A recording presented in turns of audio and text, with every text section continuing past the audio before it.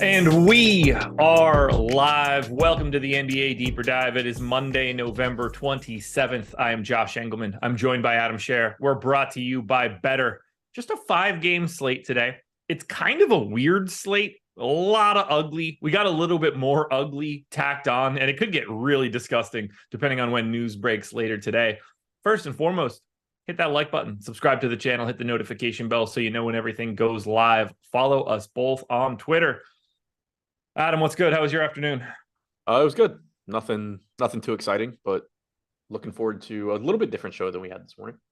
Yeah, we did get a little bit of news throughout the day.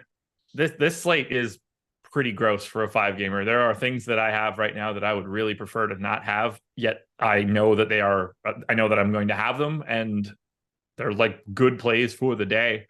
Doesn't make it fun. Not at all. Not at all.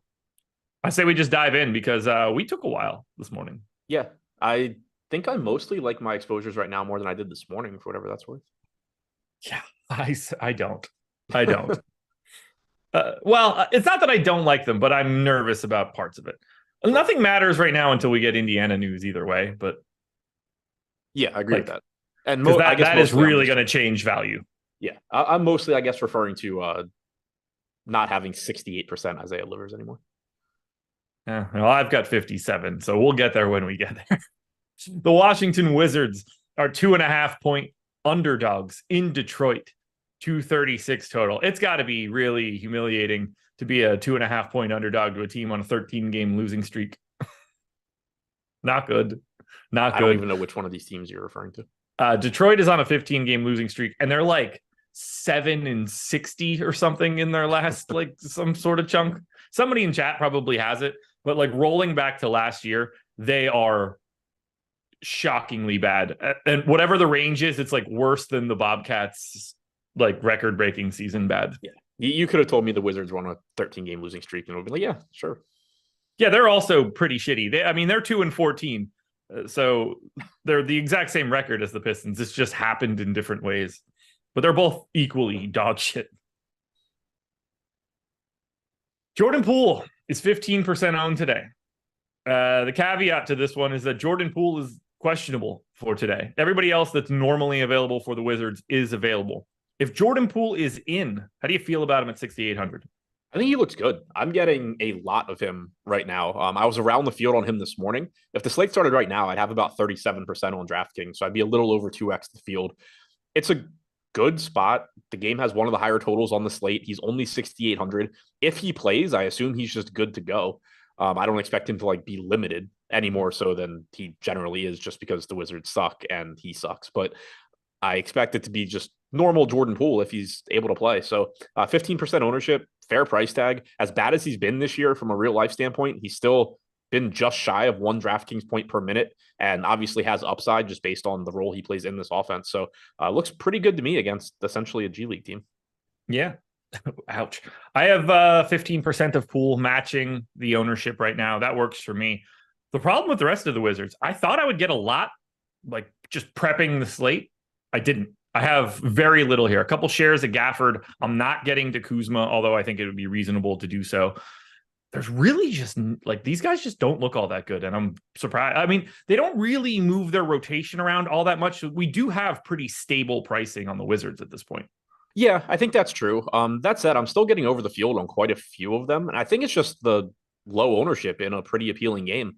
You know, Kuzma, 8,600, the obvious issue there is the playing time for him, but he's produced about 1.3 DraftKings points per minute this year. He's definitely got a very high ceiling. He's getting 7% ownership. I'm at about 13, so nearly 2x on him. Tyus Jones at 6,200 on DraftKings. Looks like a much better play on FanDuel, where he's $600 less, but he's been terrible this year. Still about 0.9 DraftKings points per minute. He's only getting 4% ownership. I have 10. Denny Avdia is pulling 6% ownership as a $6,100 small forward, power forward. I have 17. I don't mind that one either. Like, he's about a fantasy point per minute guy on the season. It's a good game environment, and there's just not much ownership here. So all 4 of those guys, Poole, Avdia, Kuzma, Jones, I'm at 10% or higher. Poole being the one that I'm really going crazy on. Daniel Gafford, I'm getting 9%, so right around the field on him. And then like 3% or less on Shamet, Coulibaly, Gallo, and Kispert. But I'm getting to 9 different Wizards right now in at least one lineup. Obviously, some of those guys at the end could just drop off by the time we get the lock. But right now, over the field on Poole, Avdia, Kuzma, Jones, and right around the field on Gafford. Yeah, certainly wouldn't mind getting to any of the Wizard starters. It just doesn't happen to be breaking like that for me. And I don't really know why. Like, I don't hate the way that Gafford and Kuzma are grading out in my data. I do want to touch on this super chat we just got from Jason Swing, because we are going to have a real hard time being able to answer that with any sort of value. So please touch on how you use FC advanced option settings, randomness, uniques, exposures, thumbs up, etc. Any rules that are important. So you want to go? Nope. No, you lead off. So I don't build in there anymore, but it's like, really, it's figuring out what is going to give you lineups that you want to see, because everything that you do in there is going to have an impact on something else. Like everything works together. So like, if you're using a bunch of randomness, you don't need to worry about setting uniques, because randomness is going to do it for you. If you're not using randomness and you know that you want, at least 2 different players in all of your lineups, then set it to 2 and don't use randomness. So like, those work together. Your exposure, same kind of thing. The more randomness you're using, the less you're going to have to worry about exposure caps. If you are not using randomness, then you probably should. And a decent way to do it is to like set your exposure caps relative to either projected ownership or optimal percentage. That's going to give you a decent set of lineups. But a lot of it is just, go into Fantasy Cruncher and play around with, how different things look based on how you change different settings. Yeah, the things like randomness, unique players, exposures, thumbs up, etc. Rules are going to be very specific to each slate, and you probably need less than more. But a lot of this is, I've equated it a lot in the past to like the way you want your steak cooked.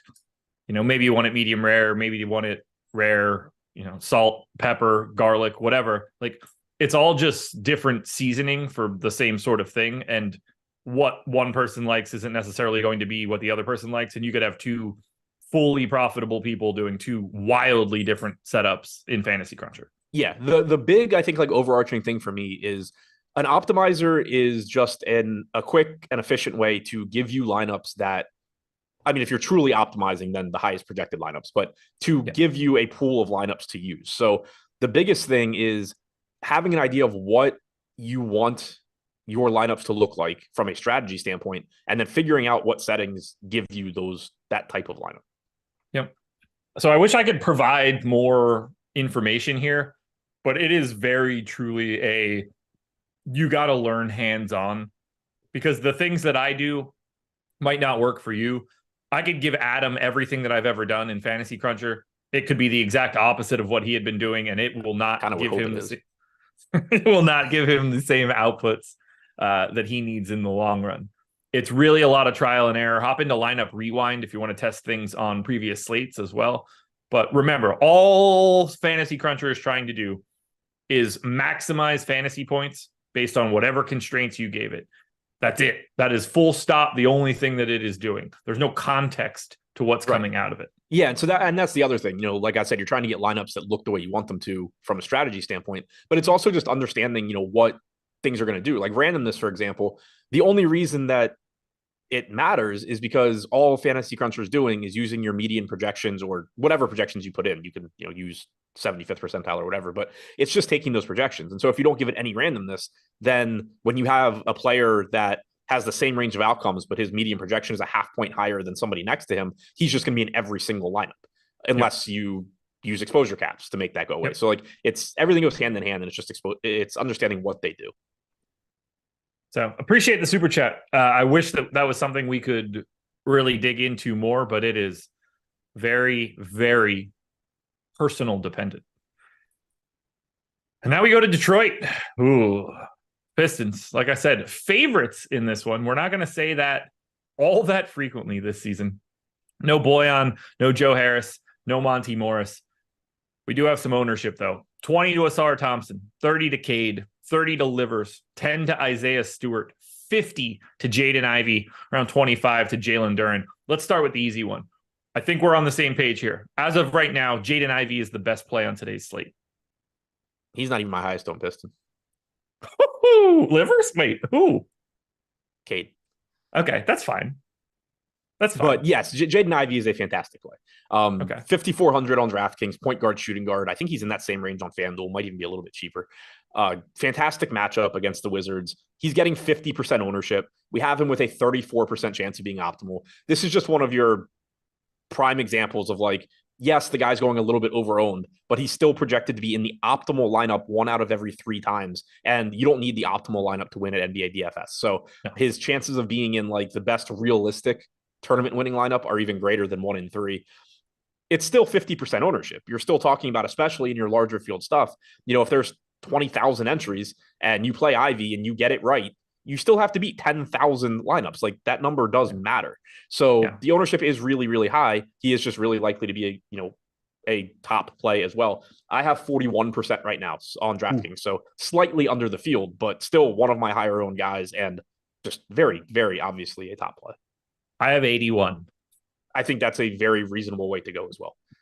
We talk about it with guys like this a lot. You can make plus EV lineups that have him. You can make plus EV lineups that don't. There's going to be more plus EV lineups that do have him just because of how good of a play he is. But it's, if you, and when we're talking about exposures on the show, it's something to keep in mind too. Like, because I'm a little bit lighter on Ivy than you, I might be heavier on some other chalk guys that you're getting away from. Yep. Because I can do that because I have more non-Jaden Ivey lineups. It's mostly though, just like if you're playing Jaden Ivey at 50% ownership, you're more likely to have some random dudes in those lineups also to offset that ownership. Well, let's talk about your other boy here, Cade Cunningham, who is your highest owned Piston. He is my 3rd highest owned Piston, but 3rd is 55%. Do I beat you? No, I'm at 62. Okay. He is my highest. By the way, we're obviously on the same page here. Looks great.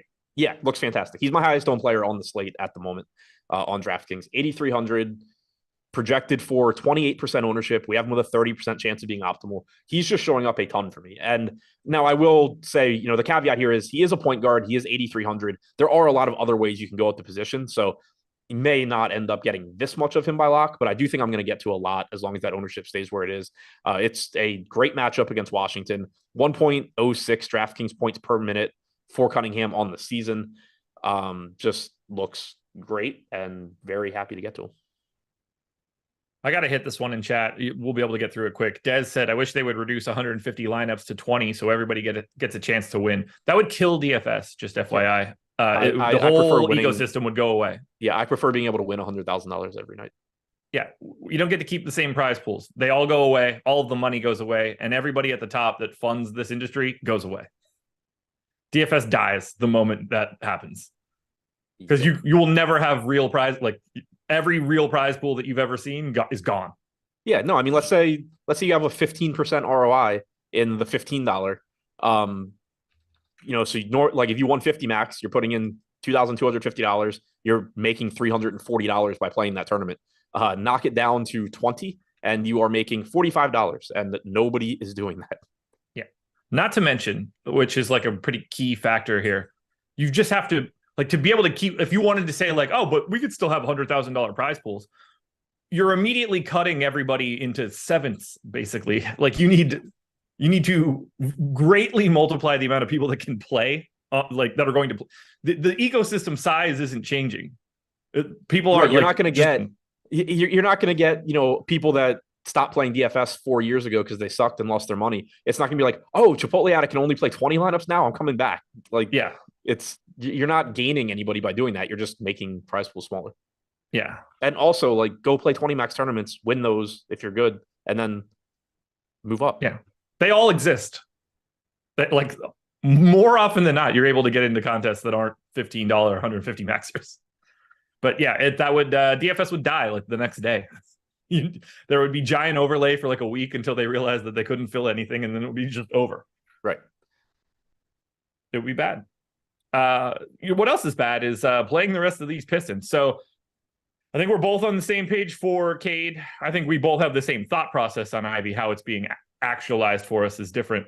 I've got 57% Isaiah Livers. Where do you land? I'm at 26 now, which I am pretty happy with. He's at 28% owned. We have him with an 18% chance of being optimal.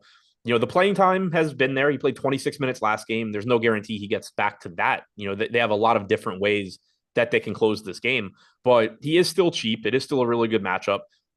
I wouldn't mind if I had more just because he is so cheap, but I am happier. This morning I had, I think, 64%. Now I have 26. I am happier with the 26. I think one reason that it changed is that we did just get, a little bit more value from Utah that you can go to. It's not good value, but it's at least guys that are comparable to Isaiah Livers. So I have now that it's too, like, I can mix in Justin Holiday. I can mix in Fontecchio. I can mix in Livers. Whereas this morning it was just like, oh, you need a sub 4K forward. Isaiah Livers is the only guy that you can go to. Yeah, as of right now, I also have Fontecchio, which we'll get to in a bit, but I'm just soaking up all of the garbage as much as I can. Yeah. So right now, I love the way my stuff looks right now. 26% Livers, and obviously we're jumping ahead on some of these guys, but they're comparable. 26% Livers, 25% Batum, 22% Fontecchio, 22% Holiday, 18% Covington, 14% Watson. I love that those guys are all just kind of coming out similar. For sure. I would prefer that what I'm getting right now. Anybody else from the Pistons you're getting either a lot of or fading in a pretty aggressive manner right now? No, I'm pretty much around the field on everything else. I'm getting 32% Asar Thompson. Okay, so I guess I'm over on Thompson. I looked at the wrong column, but 32% Asar Thompson is my third highest owned guy from the Pistons on DraftKings. He's getting 19% ownership, so I'm a bit over on him. He's been over a fantasy point per minute guy for the season. Again, great matchup. So perfectly happy with that. I am even with the field now on Jalen Duren. His ownership's come down a bit since this morning. He's down to 27%. I have 26. 7% Isaiah Stewart, 3% Alec Burks. So not too far off the field on those guys. So basically, it looks like taking a big stand on Cade, a bit over the field on Thompson, not too far under on Ivy, and then mostly around the field on everybody else. I'm equal to Asar Thompson. I have 50 something of Cade and Livers. I have 33 Beef Stew, and I have 36 Jalen Duren. I'm all things Pistons today. Go Detroit! Everything good happens to Detroit, right? Yeah. Something like that. I don't have anything else for these guys, though. I have one share of Burks, no Hayes, no Bagley, no Moody. Yeah, I don't have any of those guys. I mean, I have kind of brutal. Burks. I don't have the other ones. Anything else you want to touch on in this game? This is just good. Keep an eye on the Detroit starting lineup. There are ways this could go. If Killian Hayes were to move back into the starting lineup in place of Ivy, obviously Ivy's going to look worse and Hayes is going to look good. The big one is that Bagley did start last game. Still only played 14 minutes to Jalen Duren's 29. You and I talked about it this morning. If Duren is coming off the bench, I think still expecting around 28 minutes is fine. He is a little bit riskier off the bench just because bench minutes are always riskier. If he starts, though, I don't think it's a case where suddenly you give him 32 minutes. He's averaged 28.8 as a starter this year. So Duren's minutes projection should be pretty comparable starting or bench. You do still prefer him as a starter, but shouldn't change too much. Well, alrighty, folks. Schedule for the rest of the day. We do have 2 more shows coming up. NBA Live Before Lock comes up next on this stream. You don't have to go anywhere. They'll take you all the way up until 7 p.m. Make sure you hit that like button, by the way. And then at 7:15, you get NFL Live Before Lock for whatever Monday Night Football is. I have no idea. Do you know who plays tonight? Minnesota and another team. There we go. Minnesota versus another team. Bears? The Bears. I mean, as far as I can tell, nobody good has ever played for the Chicago Bears in the history of the Chicago Bears. Very specifically on the defensive side of the ball. Just never any good. Never any good. So we don't need to really watch that one. And then we got to talk promo code season. Guys, it's Cyber Monday. You've got a deal from us for today and tomorrow, and then this goes away. The promo code is Cyber. You can get our lineup generator for $4.95. Now, normally when I type Cyber into my URL bar, I go to a very different thing. But for this one, you can get our lineup generator for $4.95. It's basically Sims Ultralight. We generate thousands of lineups on the back end. We get rid of all of the junk. We present the rest to you.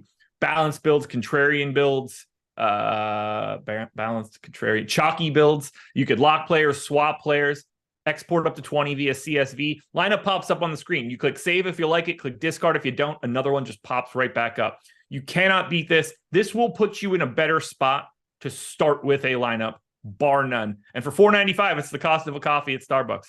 Take advantage right now if you can, guys. Again, promo code CYBER, link in chat or the description. I love that nobody in chat has any idea what you were talking about. No, none at all. I'm anxiously awaiting my DMs.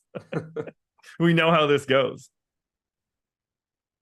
That'll be funny. You know we're going to get it too. No one is getting this. Nope. No one is getting this. I didn't see anybody get it right yet. No, nobody has any idea. No. Shout out to AB. Ryan gets it. Ryan gets it. Shout out to AB. Yeah. Oh, I hope he's watching. He'll be like, come on, man. He's just giving me shit in DMs. It's my favorite thing in the world. It's great. For some reason, every time I mention any sort of location on the planet, I have disparaged someone in his family. He's the best. He's the absolute best.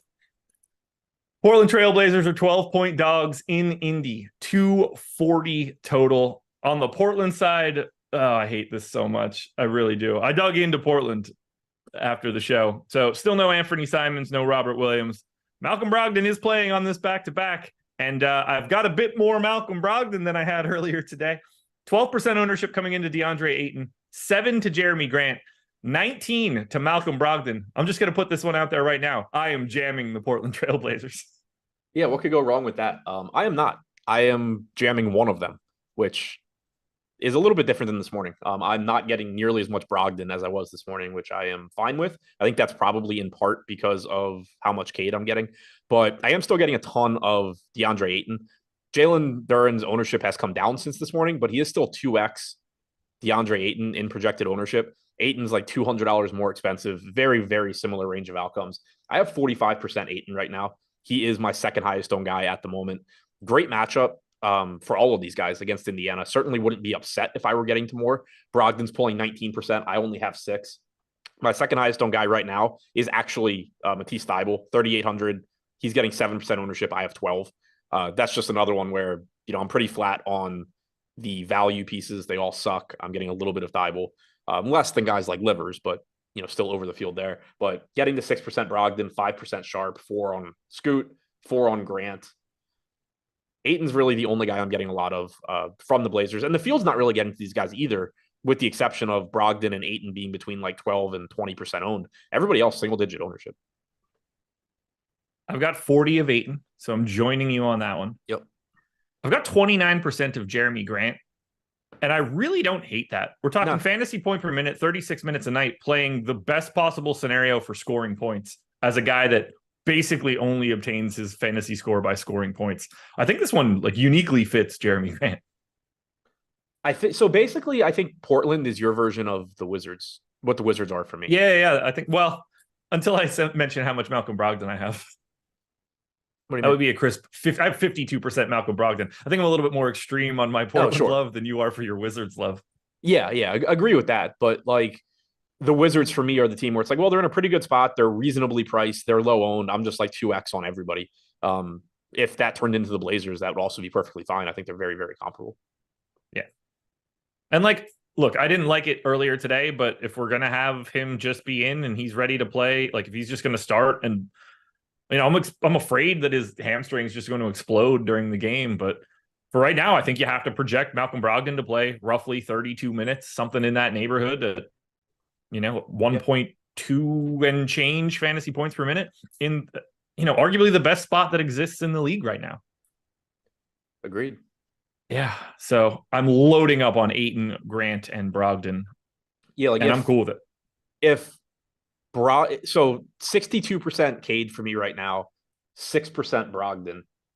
If that just ended up being something 32 apiece, or closer, I'd be perfectly fine with that. I'm also not upset that I'm just jamming Cade and hopefully he does well and Brogdon doesn't. That's fine too. But I had said before that just based on the salary and position for Cade, I wouldn't be surprised if I just end up coming down a little bit by lock naturally. Brogdon's the guy where it's I could just very easily get a little bit more Brogdon, but I wonder, let me see. So I have 55 of Cade and 52 of Brogdon. So I'm just getting them both in that area. I have Cade right now like 5.5 points higher than Brogdon. So I think what's happening is that they're similarly owned. Like Cade's more popular, but Cade's not more popular by like a 5.5 point margin. And so I'm just saying, okay, well, I'm just going to cut this Brogdon and just turn it into more and more Cade, which again is fine with me. I've got it at 3 points right now, which is probably what's pinching that. But here's what I think is happening. I'm in this area pretty big. Like I'm getting Jeremy Grant at 7,600 in 30% of my lineups. I have 33% of Kawhi at 8K. So instead of me, I am paying up for Embiid, which we will get to 2x the field. But I'm not really paying up for anybody else. So I think what's happening is I'm taking all of this savings, and instead of just going all the way to the top to those like 10K plus dudes, I'm grabbing 2 of these dudes in this like 7 to 8, or maybe 3 of these dudes in the 7 to 8K range. Yeah. So for me, it's a little bit different where I have, a ton of Cade. I have a ton of Ayton at 6,900.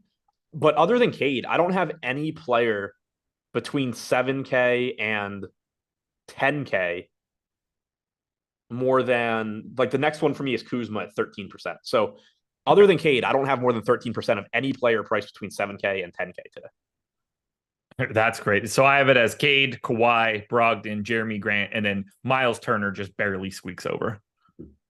Yeah. So just different roster construction approaches. Yeah, very, very interesting too. And this is a slate where like I don't have a great feel of a natural construction. Like this is just, it's a weird slate. And also to be clear, I was being very literal with 7K. Ayton is 6,900. I have a lot of Poole at 6,800. I have Thompson at 6,500. I have Harris at 6,900. So the 7K was a very literal number. Okay. Anybody else you want to touch on here for Portland? I had a bunch of Tumani Kamara earlier today. That has gone away. Thank God. I actually don't have any of him. Ooh, nice. But no. He's sure to go off now. Yeah, most likely. On the Pacers side, really, we just have to wait on news. We don't know the status of Aaron Nesmith and the trickle down. Did that just happen? During the show. Yeah, okay. Hadn't seen it.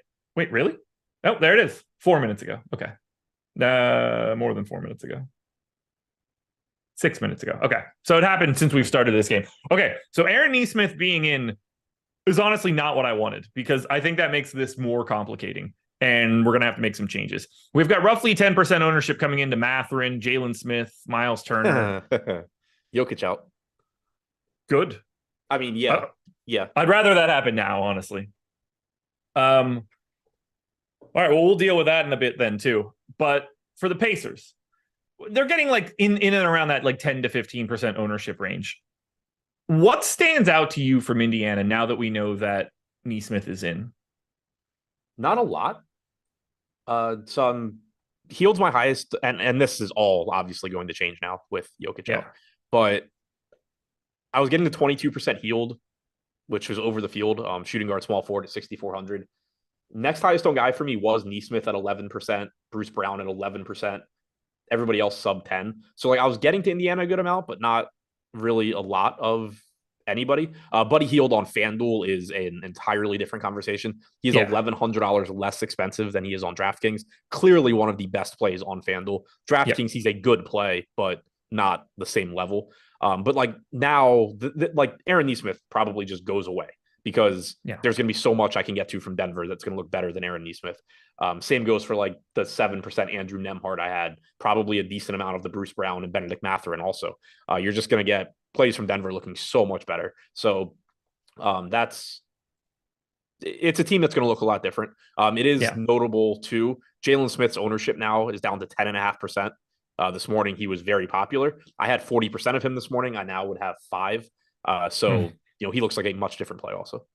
I have 37, but we have to have the conversation.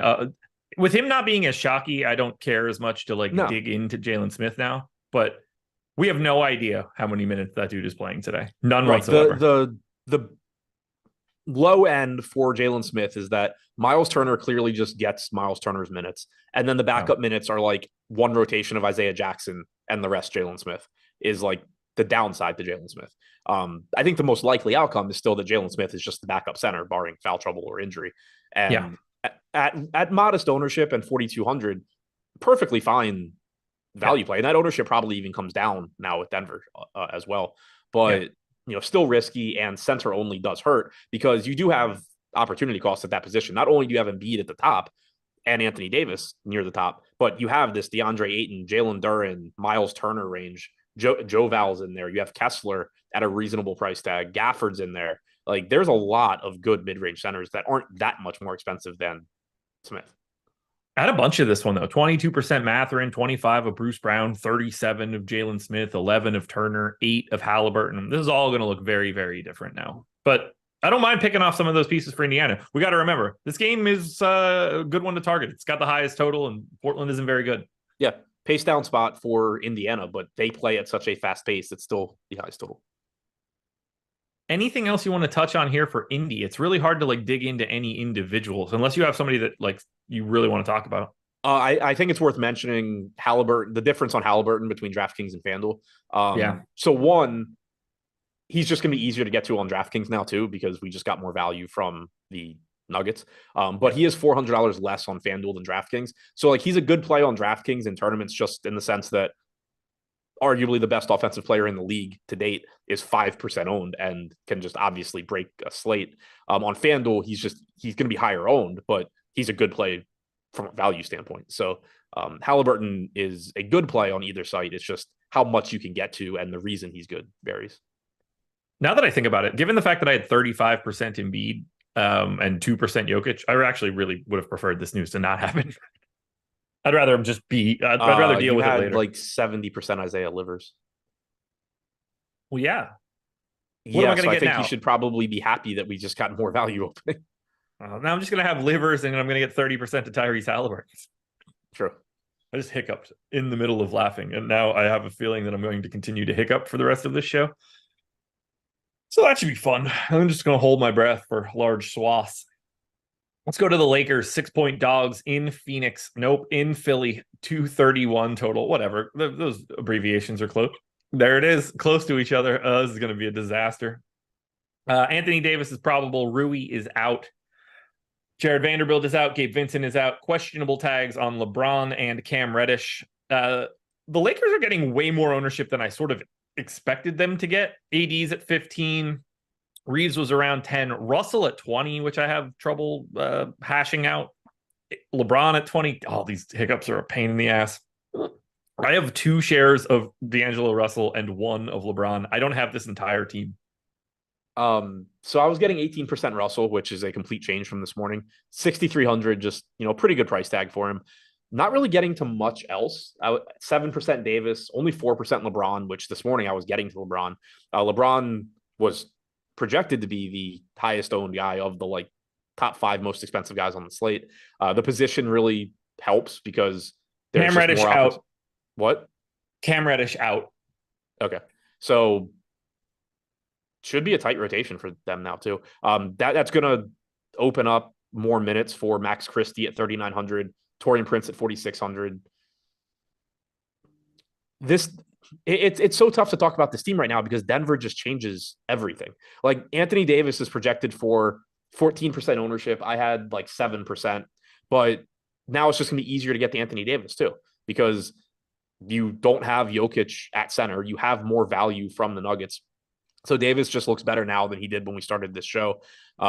Reddish being out, like I said, opens up some more value because you can look to Max Christie. You can look to Taurean Prince. If you wanted to be contrarian, you can go to one of the backup centers on the Lakers because Jackson Hayes played 21 minutes in this situation last game. He is 3,300. Christian Wood only played 16 minutes at 4,300, but we know he can play more. So those guys in large field tournaments are kind of interesting ways to be contrarian. It's a team that has a lot of good plays. I don't know that there's one priority. I'm very anxious to see what this ends up looking like when I rerun this and having all this value now, because I legitimately just do not have this team. And I'm really fascinated as to why. I think it's going to look a lot different. And you and I talked about it this morning. The big takeaway from the last game is the Lakers ran an 8-man rotation. They did not throw any of their random end of the bench guys in for even a stint. Now, that's not to say that they won't do it today. I think you probably can't actually project a just straight 8-man rotation, but I think you can limit how much you're giving to that ninth guy, 4 or 5 minutes, and expect that the rest is going to be these 8 guys. And that goes back to what I was just saying, as far as not only does Max Christie and Taurean Prince start looking like reasonable values at their respective salaries after Christie played 33 minutes and Prince played 31 and a half last game, both of them in the closing lineup. But you can make those dart throw type plays at Jackson Hayes or Christian Wood when you got 21 minutes from Hayes, only 16 and a half from Wood. But again, like, Wood can play more and he's cheap. So if you assume they're only going with an 8-man rotation, or, 8.5, maybe, some combination of Hayes, Wood, Christie, Prince, like, is going to get enough minutes that they are pretty appealing. On the Philly side, 15% ownership to Embiid and Harris, 25 to DeAnthony Melton. I have 4, by the way, and his under on Prize Picks. Batum and Maxey and Covington are getting some love. Prior to this, I had 35% Embiid at 15% ownership. I hope that I don't know how this changes. He's clearly going to become more owned now with no Jokic, but what do you see from Philadelphia? I see a lot of things that are going to look different. So I was getting the 35% Embiid at 15% owned, like you said. Embiid's ownership probably comes up now, but it's just easier to get to him. So I wouldn't be surprised if I end up getting the same amount or more, even at increased ownership. He obviously looks great. He's going to be the highest projected guy on the slate now without Jokic. The price tag is very reasonable. He, especially on DraftKings, was I think 1,100 less than Jokic. On FanDuel, He was like, I don't know, 700 less, something like that. But he looks great. And it's going to be easier to get there on DraftKings too, because on FanDuel, obviously you can't roster him with DeAndre Ayton, Jalen Duren, Miles Turner. On DraftKings, you can. So the opportunity cost isn't as high there either. So probably a better DraftKings play than FanDuel play, but he's going to look really good. I was getting the 27% Tobias Harris, who is 14% owned, 6,900 small forward, power forward. Not a play that I love, but given how weak the forward positions were, I do understand it. I do think there's a good chance now, though, that we have, just more Lakers value. We have more Nuggets value. That Tobias Harris might be coming down in favor of just cheaper forwards that allow me to get more Embiid, more Anthony Davis, more Tyrese Halliburton, and, kind of change my roster construction that way. Similarly, I was getting to 25% Batum at 9% owned. I was getting to 18% Covington at 9% owned. They're still viable value pieces, but those numbers should come down as I'm just replacing that with better Denver value too. So Philadelphia, I was getting a lot of them. I had 5 different guys in at least 18% of my lineups, Melton being the one that I hadn't just mentioned. But I think those numbers probably change. And then also I was only getting the 7% Tyrese Maxey. He's much easier to get to now because you're going to have more cheap value that allows you to pay $9,200 for Maxey. Anything else you want to touch on here from Philly? No. Well, then, we got to talk about Better. They are the sponsor of this show. You see the banner at the top of the screen. There's going to be a link in chat. What Better wants you to do is, 1, click the like button. That will help you out a ton. Then 2, sign up and get your first deposit doubled up to $500. Any amount that you put in up to $500, they will match it. 100 gets 100, 200 gets 200, 500 gets 500.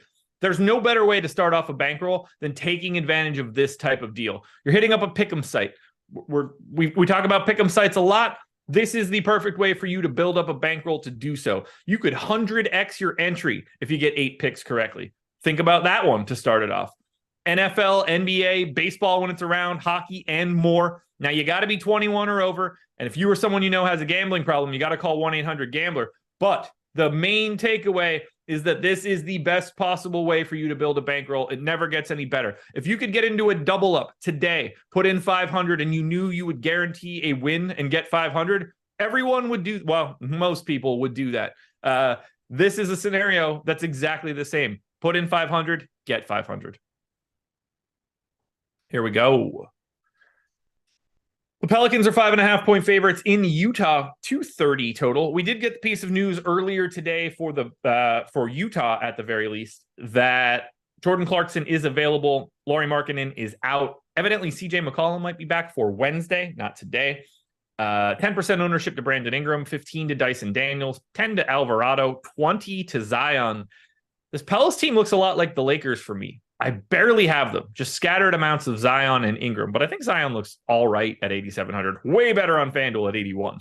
Yeah, much better on FanDuel. This team looks like pretty much the same as you, just not really getting there. I don't know. I don't think that'll really change too much with the news that we're getting. Like Zion's going to be easier to get to now. Ingram's going to be easier to get to. Alvarado is not going to be as necessary. He was actually my highest owned guy at 8% from this team. But the problem is that, you have Zion back. Ingram's salary jumped to 9K. He's only a shooting guard on DraftKings, which is wild. So like it's just gonna be tough to get to that price tag. I'd still rather be playing like Tyrese Maxey in that price range. I'd rather be paying less for Cade. I'd rather be paying less for Brogdon. So, probably not going to get to too much from the Pels. Zion was getting the most ownership at 19%. I just wasn't getting to him. Don't really know the reason other than I wasn't in that price range too much. He is certainly somebody that I could be getting more of now that we just have a lot more value, but I wasn't really getting to him before. I don't think much stands out from this team. I think it's mostly, lower owned tournament guys. Joe Val, for example, 7,100, 2% owned. I prefer Miles Turner. I prefer Duren. I prefer Ayton, but so does everybody else. And, it's one of those individual plays where if you gave me 10-1 odds on Joe Val versus Duren, I'm taking Joe Val every single time. So in individual lineups where, maybe you have Jaden Ivey, you have whatever other popular value there ends up being, Joe Val works in those individual lineups, but there's not much here that I expect to be getting a lot of. No, it's just kind of grimy. So is the Utah side for certain parts. 22% ownership coming into Walker Kessler, 20 to Simone Fontecchio, 15 to Kelly Olynyk, 10 to Colin Sexton.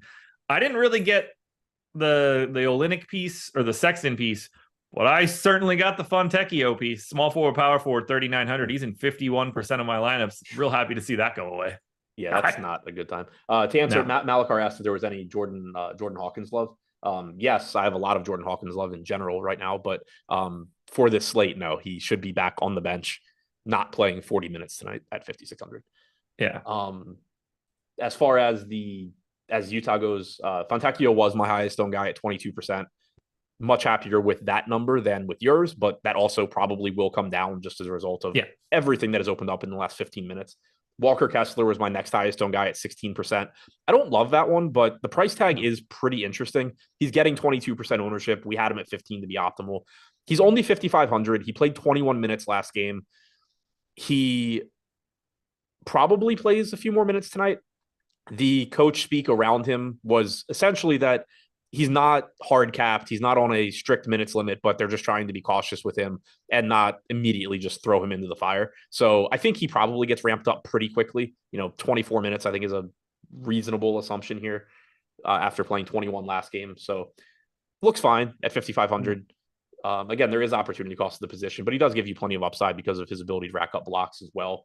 Other than not to mention, he could just play 28, 30 minutes. Right. There's nothing stopping him from just simply being the starter and playing starter minutes. Yeah, so that's a really good point too. I think, we talked about it with Jalen Duren, where if Duren starts, his minutes projection shouldn't change too much compared to him coming off the bench. If Walker Kessler starts, that's a big difference because the reason that they said he wasn't starting last game was essentially just so it's easier for us to keep the minutes in check from a rotation standpoint. If they just insert him into the starting lineup here, that's a sign that he is just playing a lot more than 21 minutes. So that's definitely something to keep an eye on. But Keontae George, Jordan Clarkson, Olynyk, any of these guys are reasonable plays.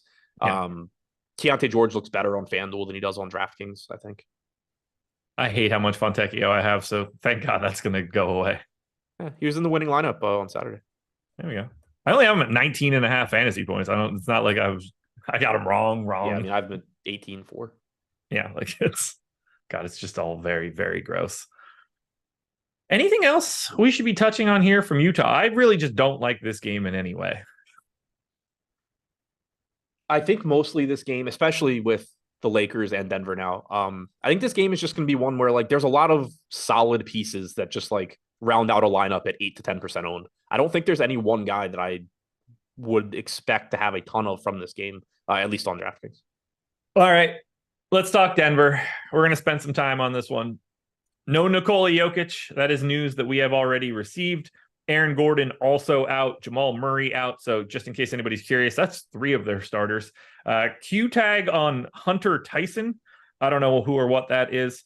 Peyton Watson is also probable. That actually does matter. Who do you think is starting at center? I am currently looking to figure out who's even on their team. Seems like it's going to be DeAndre Jordan. That's right? my guess. Yeah. Oh God, here we are. Wait, well, yeah. He's 3,200, and if you project DeAndre Jordan for 24 minutes, all of those other idiot centers that we've talked about today stop looking like the best values. Yes, they do. So since the start of last season, DeAndre Jordan has started 8 games. He has averaged 26.2 minutes per game and 0.86 DraftKings points per minute. Yeah. That's even if you call that 22, 24 minutes, it's going to look really good. If you just say that he's going to be, you project him for 22 fantasy points, that's 6.9x his salary right now. Yeah. Like he's the best player on the slate. He's going to be the highest owned guy, right? Oh, we haven't gotten to the rest of the Denver guys yet. But it's going to look comparable to, if he starts, it's going to look comparable to Yurtseven on Saturday, where the risk is what ended up happening, where I won the tournament with Anthony Davis 61 and Jared Allen like 55. So Yurtseven scored like 21 or 22 DraftKings points, somewhere in there. He was a really good value, but you just couldn't necessarily catch the Anthony Davis plus Jared Allen lineups. The caveat is my second place lineup had Yurtseven and Allen. It just didn't have the 61 from Anthony Davis. So like you could actually have built a winning lineup that had Yurtseven also, if I hadn't played my other winning lineup. So like it can still work, but like the risk is DeAndre Ayton goes nuts, Turner goes nuts, Davis goes nuts, and you're just giving up so many points at those positions. But the way you can make up for that is the way Saturday played out. Like Chris Dunn sucked, Fontecchio sucked. So you could have, in theory, gone to like Brandon Ingram over Fontecchio, go down to Yurtseven over Davis, and still had a really, really good lineup. So like it kind of comes down to like if you play Jordan and those other centers go nuts, then you probably need Justin Holiday to suck. You need Strouder to suck. You need Christie to suck. But like all of those are completely reasonable things. So yeah, if Jordan's starting, he probably will be the highest owned guy on the slate, and he probably should be. Yeah. Zeke Naji is center only 5,200. What? If he's, yeah. Yeah. They got out in front of this bad boy, evidently. Kind of. He's going to be tough to get to. Yeah. Even if he starts, he's like just a guy. I mean, because he's not even a good fantasy guy. He's a 0.77 DraftKings point per minute guy since the start of last year. He's like a crappier version of Beef Stew today because he doesn't have power forward. Right. Yeah. If he starts. The problem then becomes if Zeke Naji starts, DeAndre Jordan becomes like this giant wild card. Right. If Zeke Naji starts, DeAndre Jordan is still playable, but he's playable in the same way that like Jackson Hayes is playable. Yep. What do we do with the rest of these guys? Who stands out? Like Michael Porter Jr. is 7,500. I can't imagine we're projecting him all that differently to make him look like a guy you want to get to. A lot of, at least. I mean, the usage has to go somewhere. I mean, I think $5,800 Reggie Jackson is going to be the first guy up on that list. I agree. But like, it's not Justin Holiday. It's not KCP. No. Peyton Watson. Yeah, but like, I hear you. So I mean, so Reggie Jackson to me is the biggest beneficiary. One, he's gonna usage is gonna go up, but the big thing is that you're losing Jokic's playmaking, and Reggie Jackson is the very obvious answer for that. So Reggie Jackson is gonna look fantastic. I think Porter's gonna look better. I'm sure. It's not loading what he's done without Jokic and Murray, but so I think there's a case that he looks like De'Aaron Fox does, or what that like Sabonis does when Fox isn't around. I think that's very reasonable. I think he's going to get more opportunities. I don't know that he's going to be able to do anything with them. Yeah, like that's not how he plays. Right. Like his ceiling is certainly higher because he's not competing for touches with the best basketball player on the planet. Right. That's obviously helpful. So I think the main takeaway here is Denver's going to get the shit kicked out of them because they suck and are not built to play without Jokic. No. But from a fantasy standpoint, and it's just reflected, like when you try and talk through how this team's going to be better, you know, these guys are going to be better from a fantasy standpoint. It's easy to explain how Reggie Jackson gets better. Michael Porter Jr., unless he just happens to shoot the lights out on probably more contested shots than he normally takes. Yeah. It's hard. Like you're not getting Michael Porter Jr. like initiating the offense or doing a bunch of different stuff. Like if Aaron Gordon were playing in this game, and like if Porter were out and Aaron Gordon were in, Aaron Gordon would look like a monster because Aaron Gordon can do all of that stuff. Michael Porter Jr. doesn't. KCP doesn't. Like KCP knocks down open threes. KCP's not going to be that guy that just takes over offensively. So you ready for this? 580 minutes, no Jokic, Gordon, Murray on the floor. Like Christian Brown, people are going to be like, oh, we got to get to Christian Brown today. 14% usage rate in that time. Yeah. Like, doesn't go to him. So 294 minutes since the start of last year without Murray or Jokic on the floor. 1.13 DraftKings points per minute for Michael Porter Jr. He has a 25.6% usage rate. So like it's up, but not by that much. The production looks good. Like I think he's still going to look better without Jokic from a fantasy standpoint, but I don't necessarily think he's just going crazy. Reggie Jackson's at a fantasy point per minute. Now, keep in mind also, a lot of these minutes do have Bones Highland. So like your point about Christian Brown, a lot of that's playing alongside Bones Highland and what was they also have Bruce Brown. What? They also have Bruce Brown, who soaks up a lot of this shit in previous. Right. Yeah. Bruce Brown, 23.4% usage rate.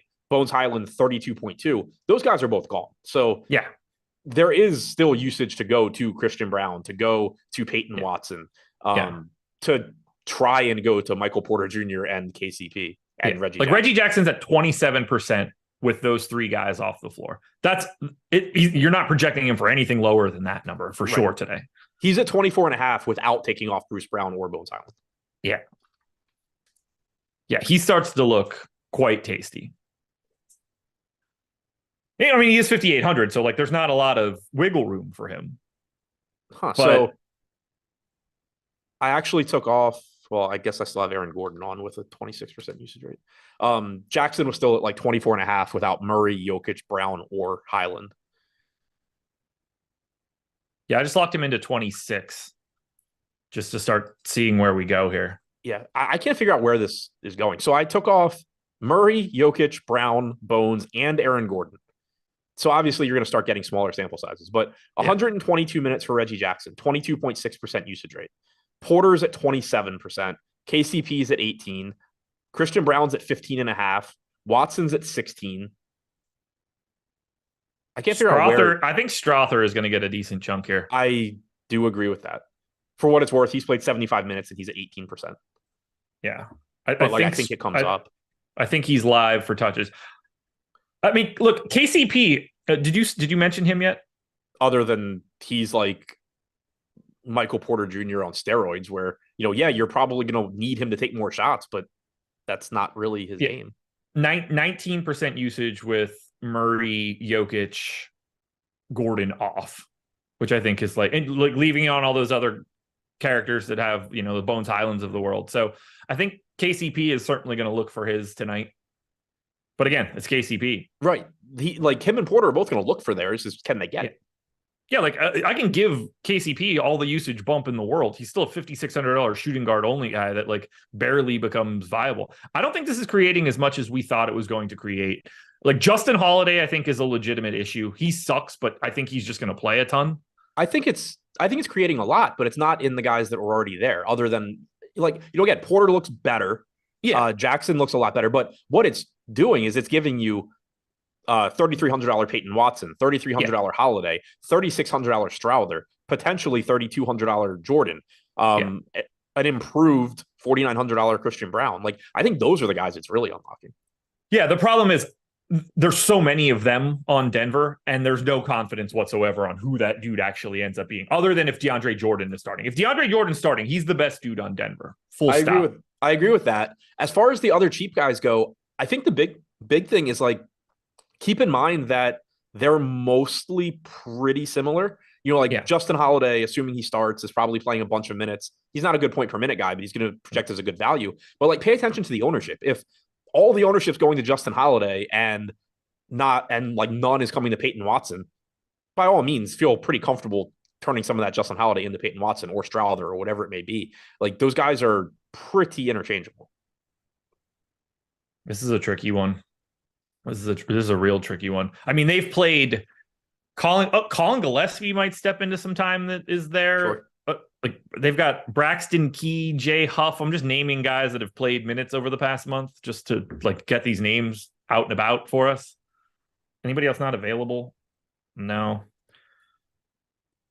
Pay attention, folks. Live before lock, we'll be able to talk through a little bit more once everything gets updated on the site. Adam and I are just kind of flying blind talking about this quickly, but if DeAndre Jordan is starting, I think we can safely say that he ends up being the best play on today's slate. For in terms Dave of Johnson, can you play more than one of these Denver cheapies? Yeah, absolutely. Yeah. But yeah, and just to kind of solidify my point about paying attention to ownership, because like if Justin Holiday is starting and Strouder and Watson are coming off the bench, then yes, Holiday's minutes are going to look safer and he's going to be the highest owned that he should be. But pay attention to the ownership because like for the season, or since the start of last season rather, which for some of these guys, it's this season. But Julian Strouder, 0.8 DraftKings points per minute. Peyton Watson, 0.82 DraftKings points per minute. Justin Holiday, 0.57 DraftKings points per minute. So, and he's more of, I think, like a 0.65 guy. But the point being, you know, like Strouder and Watson are better point per minute guys than Holiday. Holiday probably plays more minutes on average. They're pretty similar from a projection standpoint, and certainly similar from a range of outcome standpoint. Brad said KCP going to feast with Jokic out. I don't think KCP can feast at an all-you-can-eat buffet. Let's close it out with the Clippers. Final thing, we're going to turn it over to live before lock. This should be pretty quick. I don't think we have too much to really say here. They obviously, in theory, look worse now because it's going to be a real problem if they don't beat the shit out of this Denver team. Denver without Jokic one other thing, and Murray is crazy. Related to that, and it is a nice thing about most of what we like, at least on Denver, being the cheaper guys. If this game gets out of hand, that shouldn't be a problem for Julian Strouder, Peyton Watson, whatever other shit you're playing off the Denver bench. Yeah. We got like 10% ownership coming into Paul George, Kawhi, Harden, scattered ownership to the rest of these guys.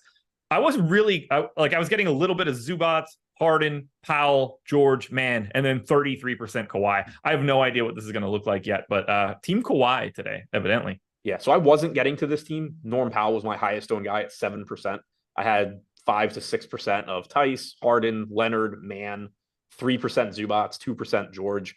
I think it's going to look much different now just because there is going to be enough value where getting to like Paul George, 8,800 or Harden or Kawhi, just as like the last piece in where it's just like, okay, I have this lineup that I've built. I have the money to just take the raw points from those guys. So I think I'm going to get to more of them, probably lose out on the little bit of Powell and Tice and Mann that I had.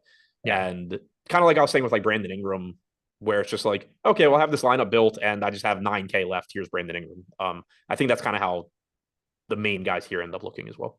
Lines up to 11, 216 total. We're going to get Russell Westbrook blowout run to break the slate tonight. He's going to triple-double in the fourth quarter. Yeah, it's coming. Yeah, it's just like, if you want to play the stars from the Clippers, go for it. You're just going to have a hard time convincing yourself that you want to play anybody else. Right. That's what it's going to turn into. Like, Powell was, oh, well, this guy is cheap enough. I can throw him in some lineups and hopefully he keeps shooting the lights out. And now it's just going to be like, why don't I make him $3,300 Peyton Watson and make something else better in my lineup? Well, slate got interesting. Got a lot to break down after this. NBA Live Before Lock coming up next. Good luck, everybody. Go check out Better. Check out that Cyber Monday promo. We'll talk to you tomorrow. Peace.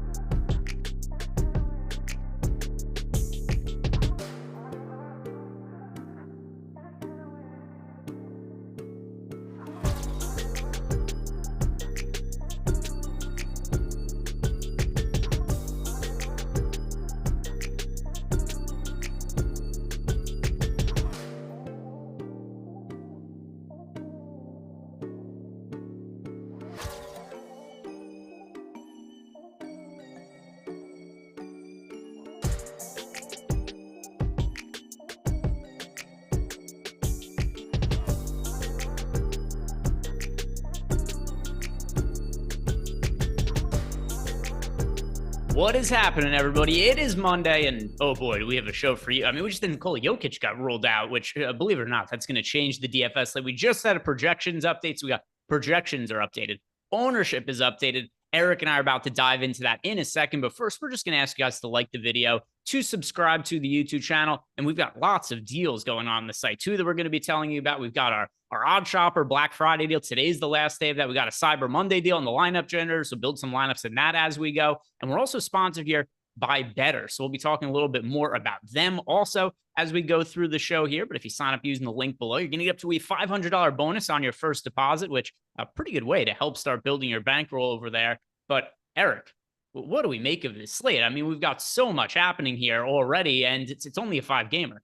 Yeah, I'm pretty happy. I'm going to go watch a bunch of football here with my boys, and wife's coming along, puppy's coming along. We were gonna make a whole day of it here. Vikings play this week. They have a bye week next week, so save the pain and suffering for next week till week 14. So I'm going to be able to watch football in peace and know that I can build as many NBA lineups as I want, and that I have pretty much all the news that I really need outside of that starting lineup from the Denver side, which is obviously massively important. But now we at least know the big pieces of news, and just having Jokic out ahead of time before anything happens with this slate, not something I generally cheer for, because I'm all about late swap and I want news to break as late as possible and punish the people who aren't paying attention, but completely the opposite on a day that the Vikings play on Monday night.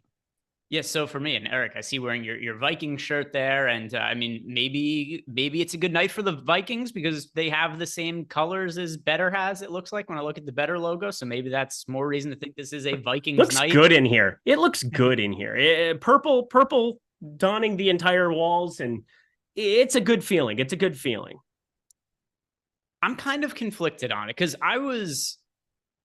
I'm not like 100% certain, but if you had me guess whether Jokic is going to sit or play, I was leaning towards him sitting. But Then as I was building out lineups before this, I didn't really know what to do with that information, because it's like, if you were wrong, the implications would have been catastrophic, because there would just be no way to switch to any of that. You just have all your lineups would be dead if you're building lineups, assuming Jokic was out and then he ended up playing. Yep. Especially when you consider that the last game on the slate locks 1.5 hours later than the next earliest locking game. So that piece of news is definitely at the very least going to be convenient for us. And it's nice too that we've already got projections updated, ownership updated. So right away, we could just dive into looking at those updates and seeing what some of the implications are. And that's where I want to start, Jordan, is if you wouldn't mind, pull up the Denver Nuggets projections, just the player projections, and look at the ownership after that. So what we are going to do here is try to figure out, Eric, where the big usage is going to now on Denver, because Jamal Murray is also out for the team,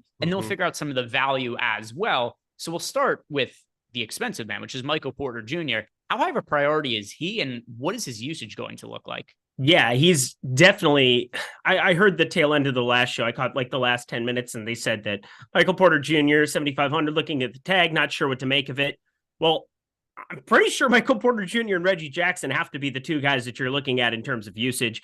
In 107 minutes, without Jokic, without Murray on the floor this season, Reggie Jackson's at 27.7. Michael Porter is at 26.4. But you got to remember, there's at least some context revolving that, where if they're sharing the floor together, a lot of those are blowout minutes. A lot of them are just spots where you're going to get some wonky sample size. And then Reggie Jackson does come with that 39.7% assist percentage, whereas Michael Porter just has an 8.2% assist percentage because he does not give a shit about sharing the basketball with anybody. So I'm putting Michael Porter Jr. around a 30% usage here for tonight. And that has me getting to him a pretty decent amount. I think Reggie Jackson is without a doubt the guy that I'm going to be getting to the most. You can talk about revenge in his heart. You can talk about things of that nature. And then, yeah, I mean, the DeAndre Jordan one's a completely different conversation, as well as who we think is going to be in that starting five. But Michael Porter Jr. at 7,500, small forward, power forward, 7,500. I have him for 40 fantasy points. Looks like we have him exactly for 40 fantasy points. Those are good things to be in an alignment with Stochastic. Yeah, if I go ahead and look at the prices on the Denver starting lineup on DraftKings, the only player that's priced $6K or above is Michael Porter Jr. And listen, $7,500 with Jokic in, with Aaron Gordon in, with Jamal Murray in. We're never paying $7,500 for Michael Porter Jr. So maybe some people will have sticker shock to it. But I mean, he's projected for nearly 40% ownership. We've got him projected in here for 40 fantasy points. I think he's a really good looking pay up option. And now if we do start to look down towards the low end, I think there's a couple conversations to have here. Number one, how confident are we that DeAndre Jordan starts? And if he does, how much ownership do we want to be getting to him when he is currently projected for an obscene 84% ownership at nearly min price on DraftKings tonight? I think if they weren't playing the Clippers, there are some other options. It's going to be DeAndre Jordan. I think that this is just him coming back to face an organization that, was happy to let him walk once upon a time to Houston. He ends up coming back and signing with LA, and then he becomes dust, and now he's bounced around as like the best teammate in the world. That Brooklyn team, it was always so funny to see him a part of that. But I think with DeAndre Jordan here, it would be really, really strange to not have him start, considering he played, 12 minutes in blowout run yesterday. He's facing his former team. I think he, by default, is the guy at 3,200. It's a stone cold disaster if it ends up being Zeke Naji at 5,200, because I don't love his fantasy point per minute rate. And I really don't love his profile here at 5,200 because he hasn't played over 15 minutes in a game all season long. I think DeAndre is just the guy who rightfully slips in and ends up filling in most of those minutes. Peyton Watson is going to be questionable for this one at 3,300. Maybe that's your natural pivot. If you can build with 49,900, you could make way for him. But I'm just going to have so many lineups with Denver that I think it's just going to be, I want to preset my lineups for what I think that starting five is. And I think DeAndre Jordan rightfully is that guy.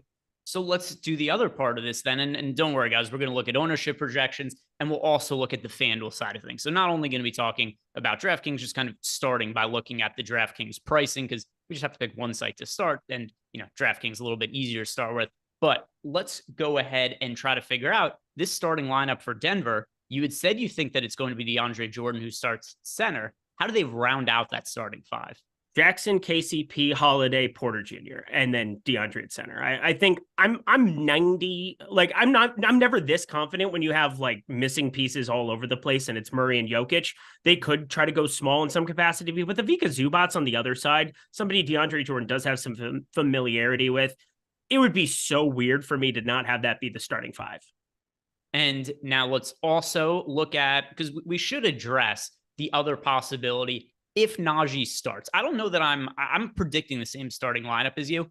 I don't know that I could say with a 90% certainty that it's going to be DeAndre Jordan that starts. So I think that Naji is definitely live to end up. If it weren't the Clippers, that's the thing. That's the thing that truly has me. And I know that this isn't something that is data-based, and that always becomes a little bit of an issue, but I find it impossible to believe that DeAndre Jordan, considering he's on this basketball team and he's somebody who's going to be over a fantasy point per minute guy as he accumulates more of a sample size. I mean, this is him coming back to face the Clippers. It would be so weird. I have him for 18 minutes right now, 20 minutes right now. We have him at 23.45. I see in our projections right now. Seems a little bit high to me, but I'm pretty confident he plays the first 6 minutes of the first 6 minutes of the third, and then fills in minutes in other spots because it's the Clippers.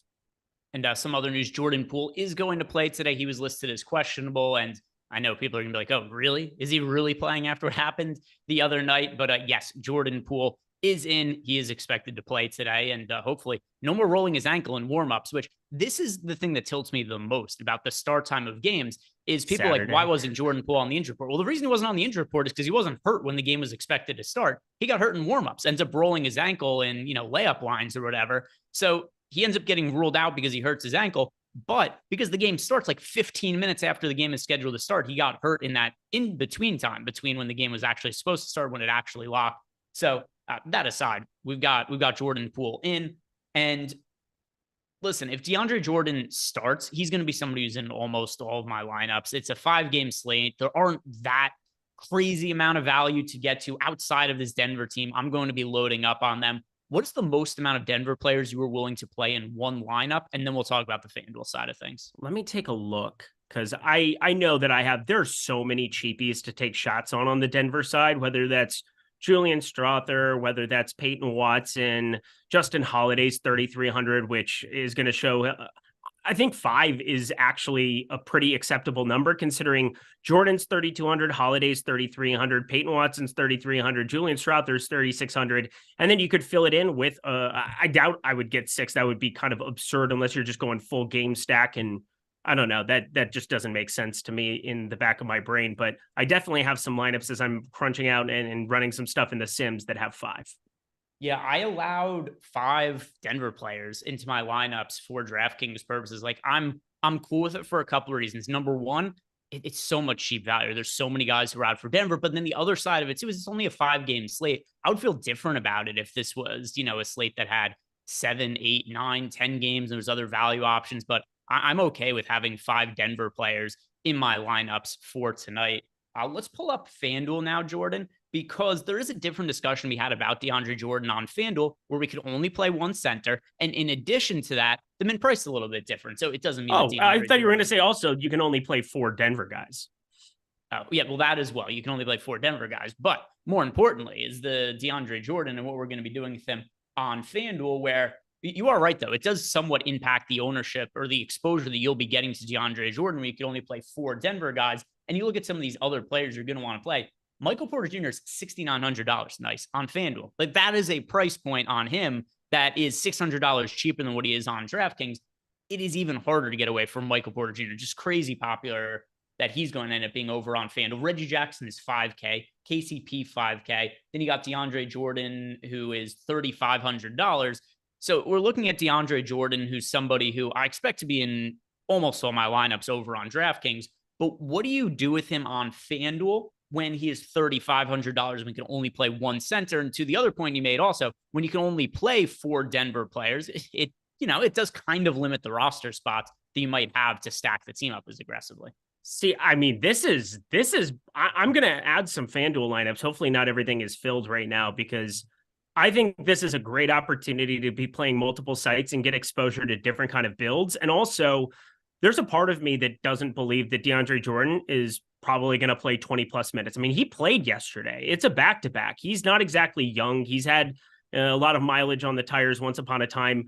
I don't even know if they would want him to be out there playing 23, 24 minutes in a lot of scenarios. And that's kind of what we're projecting him in the ballpark for. Now, on DraftKings, he's a flat 3K. You can play 2 centers. It isn't that difficult. But on FanDuel, I think this is a spot to maybe short him if we're looking at 54% type ownership. Now, you're dead if he plays 28. You're absolutely stone cold dead. But when you're talking about a coin flip scenario on a pretty fragile projection, I would be kind of inclined to up my exposure getting to the likes of a Jalen Duren. I mean, 2-2-14 teams facing off against each other in a game that should, for all intents and purposes, be competitive. And I just like Jalen Duren in general, as he looks a lot healthier to me. I like Walker Kessler maybe in a spot where maybe he jumps into that starting unit. Only played 21 minutes, but I think that there might have been an upside for a little bit more going his direction. Hadn't played in 2 weeks.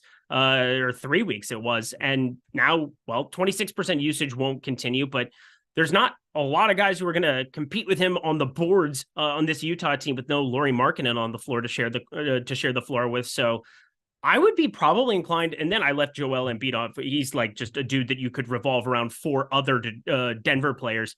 I think I would be looking at probably shorting DeAndre Jordan, but that's me before I've ran lineups here. I'm going to run a couple now, and I'm going to try to jump in and play a couple over on FanDuel.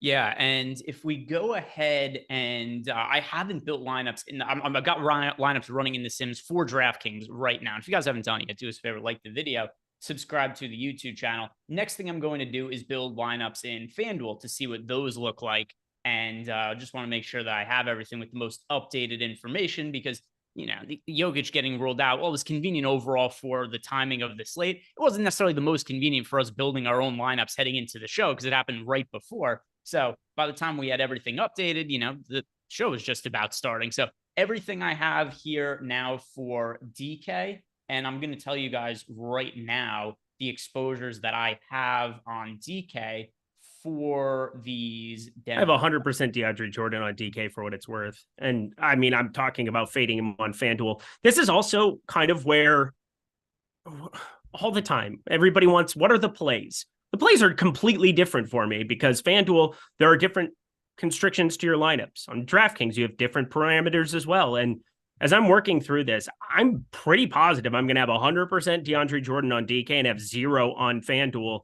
And I kind of am anticipating the same thing where I'm playing him at like 20, 21 minutes.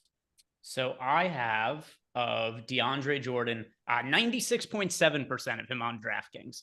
So I'm getting to a ton of DeAndre Jordan. Justin Holiday, my second most rostered player on the team. My third most rostered player on the team is actually Peyton Watson, then Same. Michael Porter Jr., then Reggie Jackson, then Julian Strother. And those are all the guys that I have 20+% of on DK right now. All right. So from the Nuggets, I mean, not like in total. Yeah, we're a little bit different there. Peyton Watson is second for me. Reggie Jackson is third. But both of them I have north of 65% of. So I'm playing nearly half my lineups have Michael Porter Jr. on DK at 7,500. I find it hard to believe that we won't see the ownership trailing up here. The Peyton Watson one specifically, like, what are the lineup configurations for Denver that, you know, again, I think we're both on board that DeAndre Jordan starts, but like, I would be more inclined to think Peyton Watson could slide over and start as opposed to Zeke Naji. I mean, I get Ivica Zubac is a big body out there, but I mean, this is a spot where I think they could just go small, try to up the variance and go that direction. You talk about that all the time. Yeah, and it's another thing too, where this is, even though we've got the Jokic news being out now, don't think this means that late swap goes by the wayside, right? Like, we're going to want to really wait until we get the starting lineup for Denver before we really lock in our lineups and, you know, just sit down, watch the games for the night and walk away, because we could end up getting, you know, weird starting, like, who knows, like maybe Peyton Watson starts or the Denver Nuggets end up doing weird shit like that also. So we are going to still want that starting lineup, and it's something where I'm definitely going to be using our late swap tool later on the night as we get some more information. How bad is Peyton Watson from a real life perspective, though? My God, I'm just going through some of his profile stuff and updating for usage. Shoots 23.5% from three, barely shoots. So that's cool. 13.9% usage rate on the season, 14.1% turnover rate. He does block the basketball, so there's some utility for FanDuel purposes there as well. 5.8% block rate, but you know, hard to get a gauge on a guy who played 8 minutes per game last season, 14 minutes per game so far this season. But God, he's cheap and hard to get away from. Yeah, and I've got lineups running for FanDuel right now, and I'll let you guys know the results of that when those are done. But now, finally, let's get to everybody's questions. We've got a couple super chats here. We've got questions in the Discord, and I know they're there. I've been wanting to get to them, but it was important that we talk about the Jokic news. It's one of the most important pieces of news that we've had of the entire year. Almost as important as Ace of Spades' everyday question, which is asking us about our favorite options in tiers. So let's pull this up right now, and I'm going to assume that Joel Embiid wasn't tier one. Hello. So let's see. Tier one, we had. Oh, actually, you know what's funny? Jokic is so good, so much better than everybody else. They didn't even include him in tier one because he's going to break the tier. They've been putting him in tier one, and he's just been the biggest no-brainer on every single site, or every single slate, I should say. Because who else are you going to play? It's like, all right, the options are Tyrese Halliburton or Nikola Jokic, and there's no price point. Like, you're going with Jokic. So for today, though, yeah, Joel Embiid is still the answer in tier one. Yeah, no doubt about it.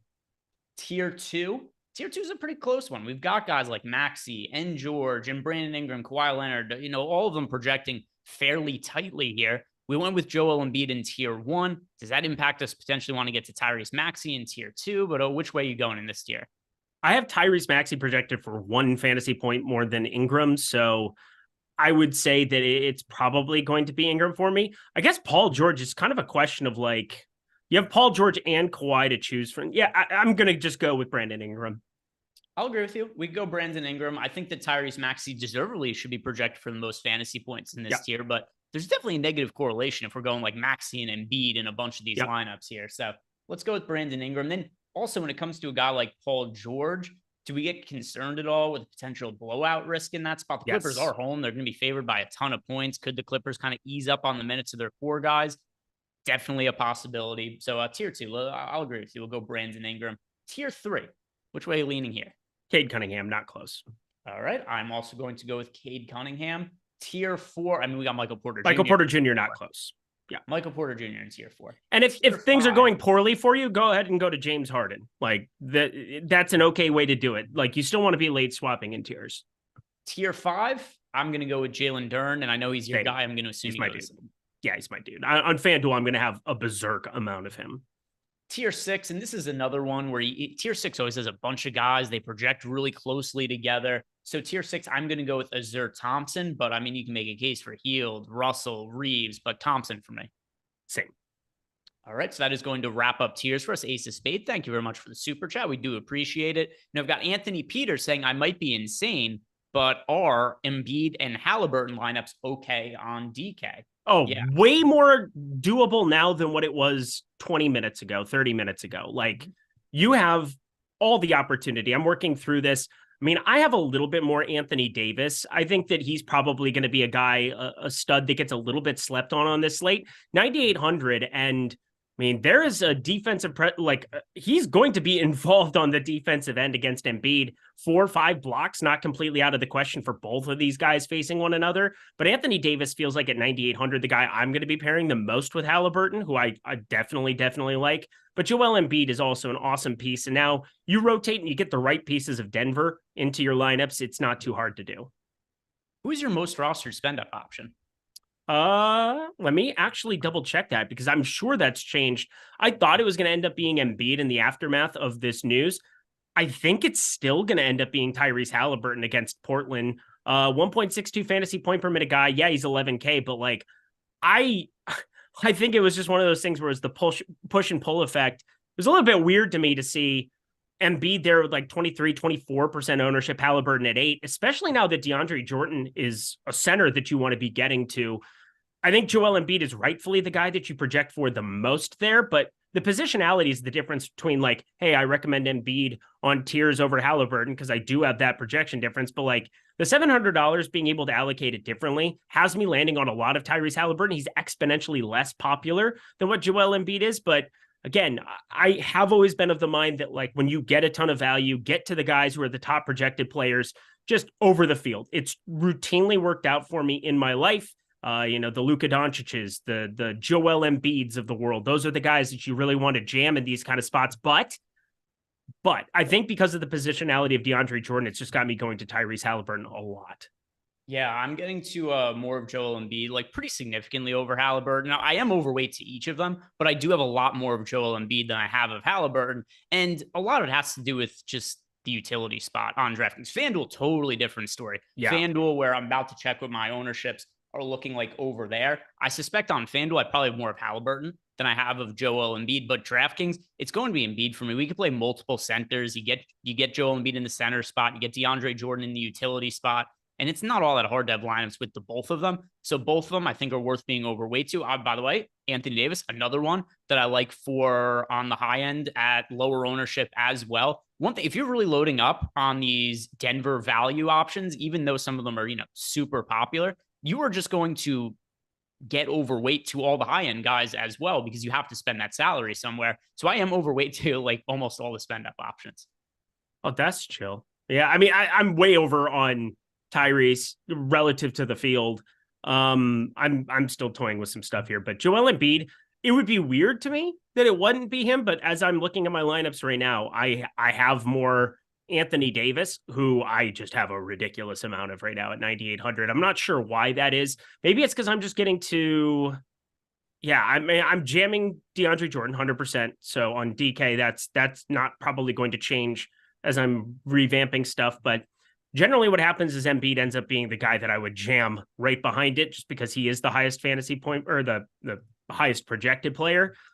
But I think Jalen Duren's probably hitting the brakes for a little bit of that here because I have right around 40% of him on DK at 6,700. And I think that's just kind of forcing me into more Halliburton. And then Anthony Davis, I just think is going undervalued relative to Joel Embiid. So, I mean, it's kind of a push and pull of both things, but we'll see as we get closer to lock if that changes.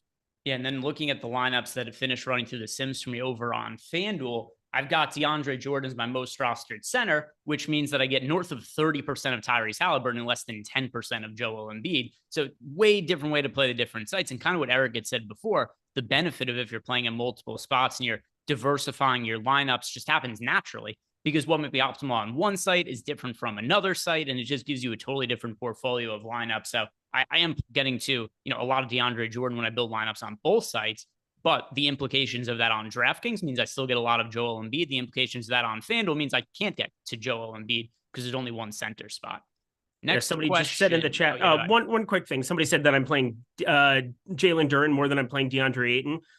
Yes, by a pretty considerable margin. I have them projected 4 fantasy points difference, and it is a $200 cheaper tag to get to Jalen Duren. And there's a pronounced minutes upside that exists there. I expect him to have a higher usage when it's all said and done at the end of the season. Right now, Jalen Duren only 18.5%, DeAndre Ayton 16.8%.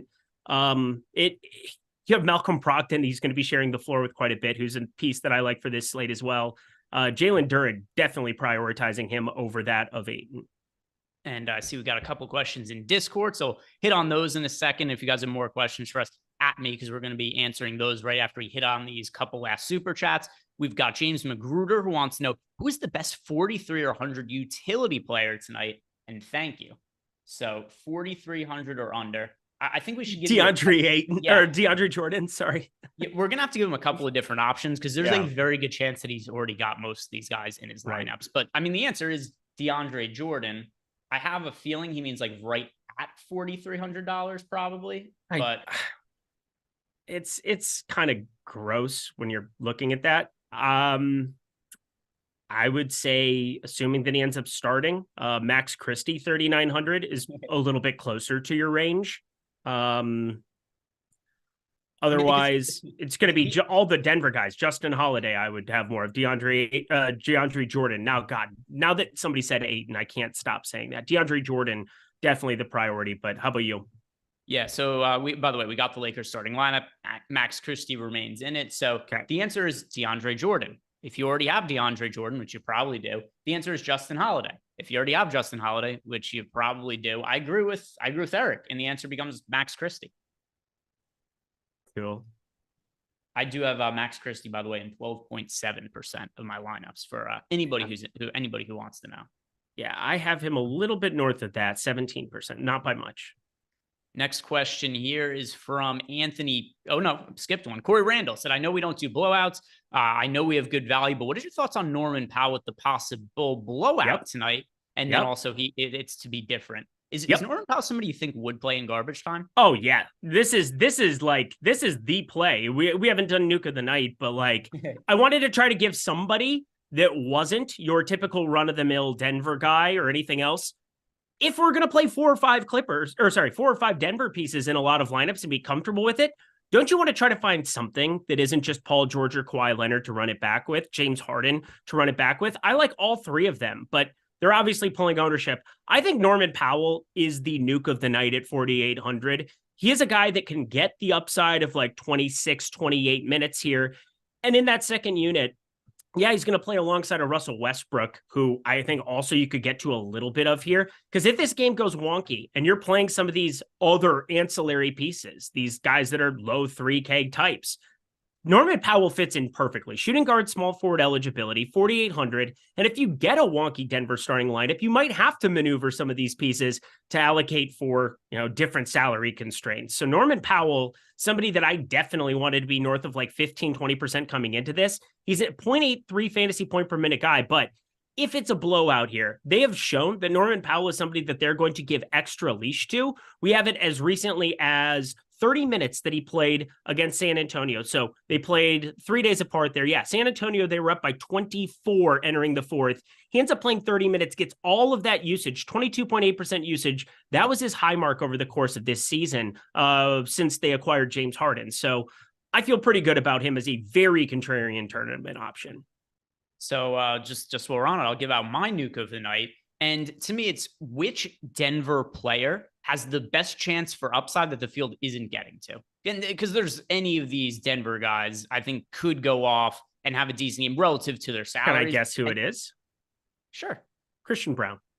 No, it is. I'm going to go with Julian Strother, who is really good position eligibility. Shooting guard, small forward. He's projected for 7% ownership. So if you do want to build a lineup and you're going like, hey, I don't want to play. And we got a super chat from Anthony Peters who's saying one more is Justin Holiday, a possible play. Now, he's not only a possible play, somebody like you must play in cash games and is one of the best points per dollar plays on the slate. But if you're trying to figure out a scenario like, all right, who's a guy who could benefit from Denver due to the injury situations and the field isn't really on? To me, the answer is going to be Julian Strother because we don't know what the hell this team is going to do today. So to me, Peyton Watson's also a very serviceable, good value play. But should Peyton Watson really be 3 times as owned as Julian Strother? Like, how are we differentiating between these guys? We don't, we never consider any of these guys on normal slates. So I think Strother is the most reasonable contrarian Nuggets player with upside. I love that call. So that's where I'm going. By the way, his ownership isn't that much different than Norman Powell's also. And also, the one downside, too, is that Christian Brown probably doesn't close if this game's a 15, 20-point game. Julian Strother will be on the floor. Yep. So would Peyton Watson in that situation. Yep. Here's a fun, stupid game. Garbage time. What is the 5 on the court for Denver? Oh, this is actually much easier than you think. Jay Huff is going to be your guy who's out there just eating up useless freaking minutes. Julian Strother, Peyton Watson. I think you end up getting Braxton Key out there and Colin Gillespie. How does that sound for a closing 5? I think I went to high school with like half those people. Like not like actually, but you were better at basketball than them. But there was somebody in my graduating class with all of these names. Jay Huff, I know for sure. Yeah. I went to a high school with a Jay Huff. Same with a Peyton Watson. God, it's so gross. Yeah, Gillespie or Jalen Pickett. That's a tough one. Toss up between who ends up closing at the point for that one. Good activity, Greg. Good use of our time. Yeah, it's going to be interesting what ends up happening at the end of that game there. I'm not playing the late slate. That's all I know. My God.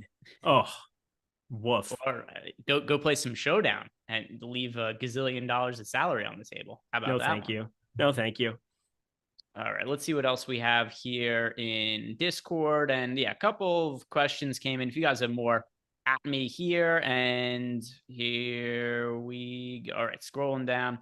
We've got first from Justin. Just Ox said, just want to thank you guys for everything you do in DFS. Won a little over $1,000 in 3 days. And then he said, tell Eric to bear down. Yeah. So Justin was tweeting me on Twitter yesterday, was sending me some Twitter DMs, and I've been killing it really across the board. And in showdowns for NFL and NBA slates, Justin was all over the leaderboard. So Justin, congrats, especially on a big football day yesterday. And for everybody else, if you want to get in on some of the stuff we got going on here at stochastic.com, we've got a Cyber Monday deal going on. Cyber.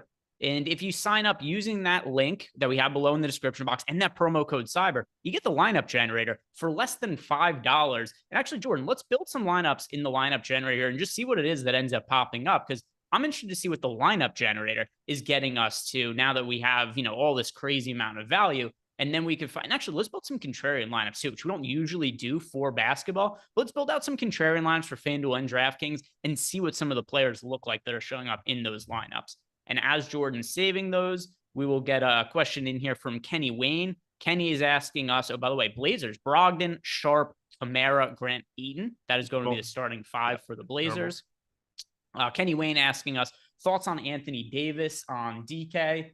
I think that Davis is a pretty good, somewhat contrarian spend up option. He's projected for 16% ownership. So it's not like he's, 5% owned or anything like that. But it's 16% for him at 21% for Joel Embiid. These are very easy numbers to be overweight to. Yep, that's exactly the approach I'm taking. I'm right around 30% Anthony Davis right now. Yep, I'm overweight to AD, overweight to Embiid, overweight as well to Tyrese Haliburton. It's just easy to get up to the studs. And if we go ahead and we look at the lineups that showed up in the lineup generator for DraftKings, and we'll build ones out for FanDuel right after this. And by the way, guys, if I just said before, if you want to sign up for this, use the promo code Cyber. This deal is going to be good for today and tomorrow for Cyber Monday. Less than $5 for your first week in the lineup generator.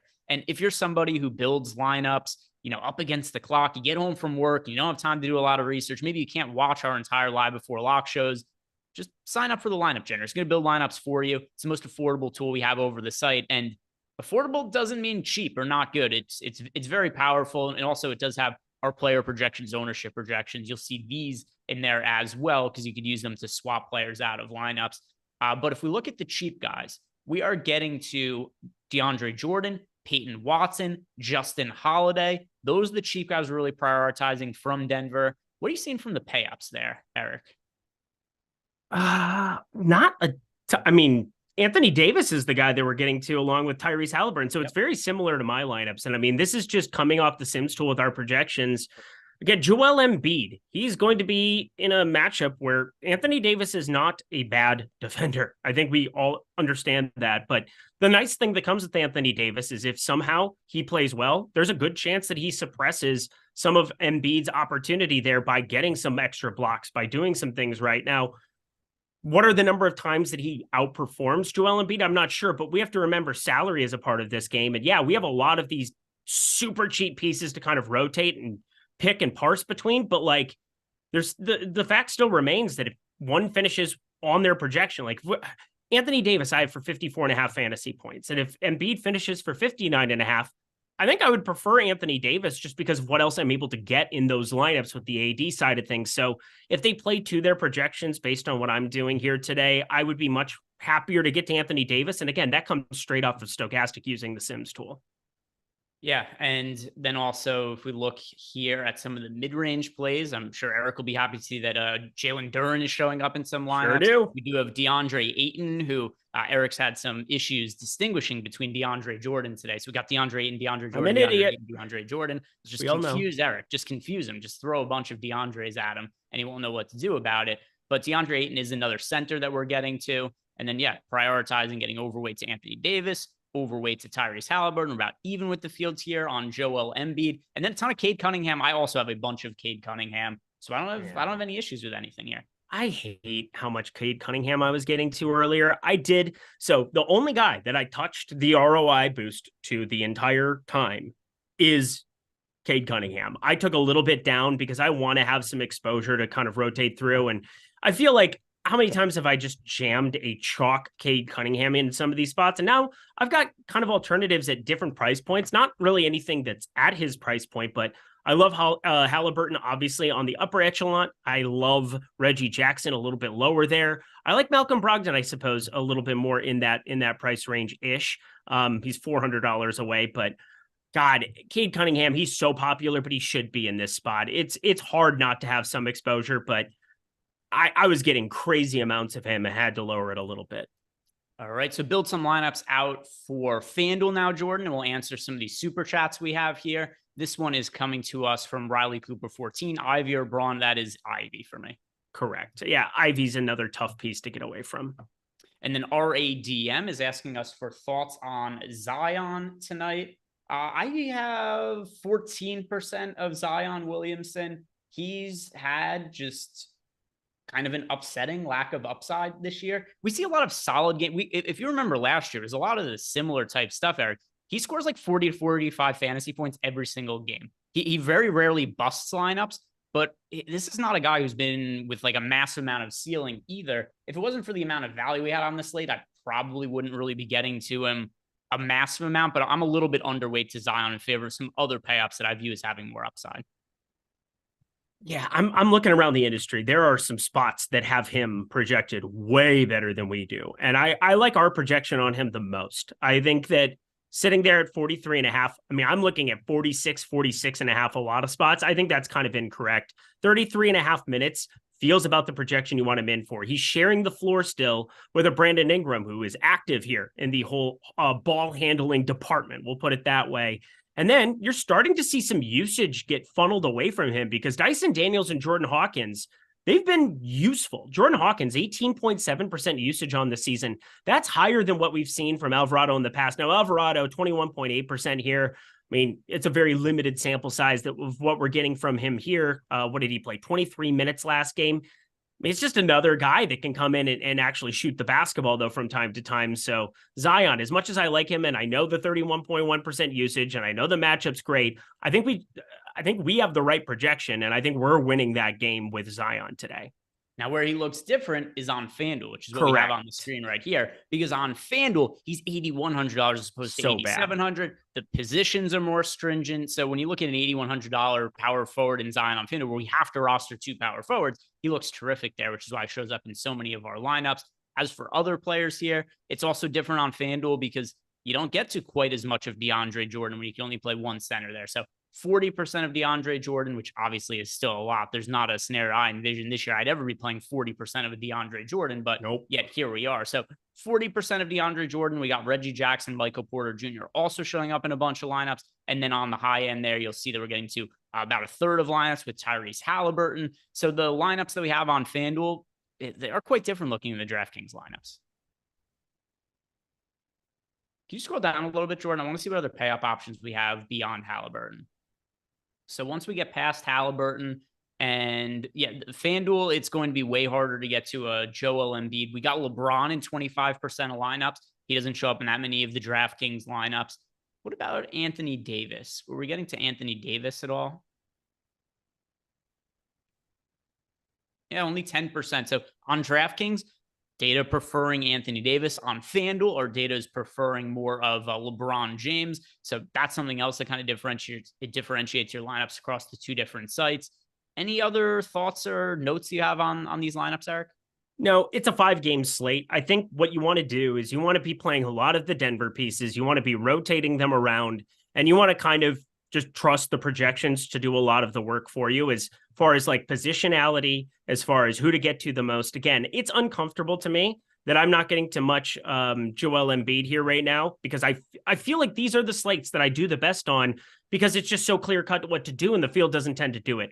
Feel like they're doing it about appropriately here today, but on FanDuel, the major thing, Zion Williamson, you're rotating around other centerpieces, and then DeAndre Jordan, just 40% of lineups.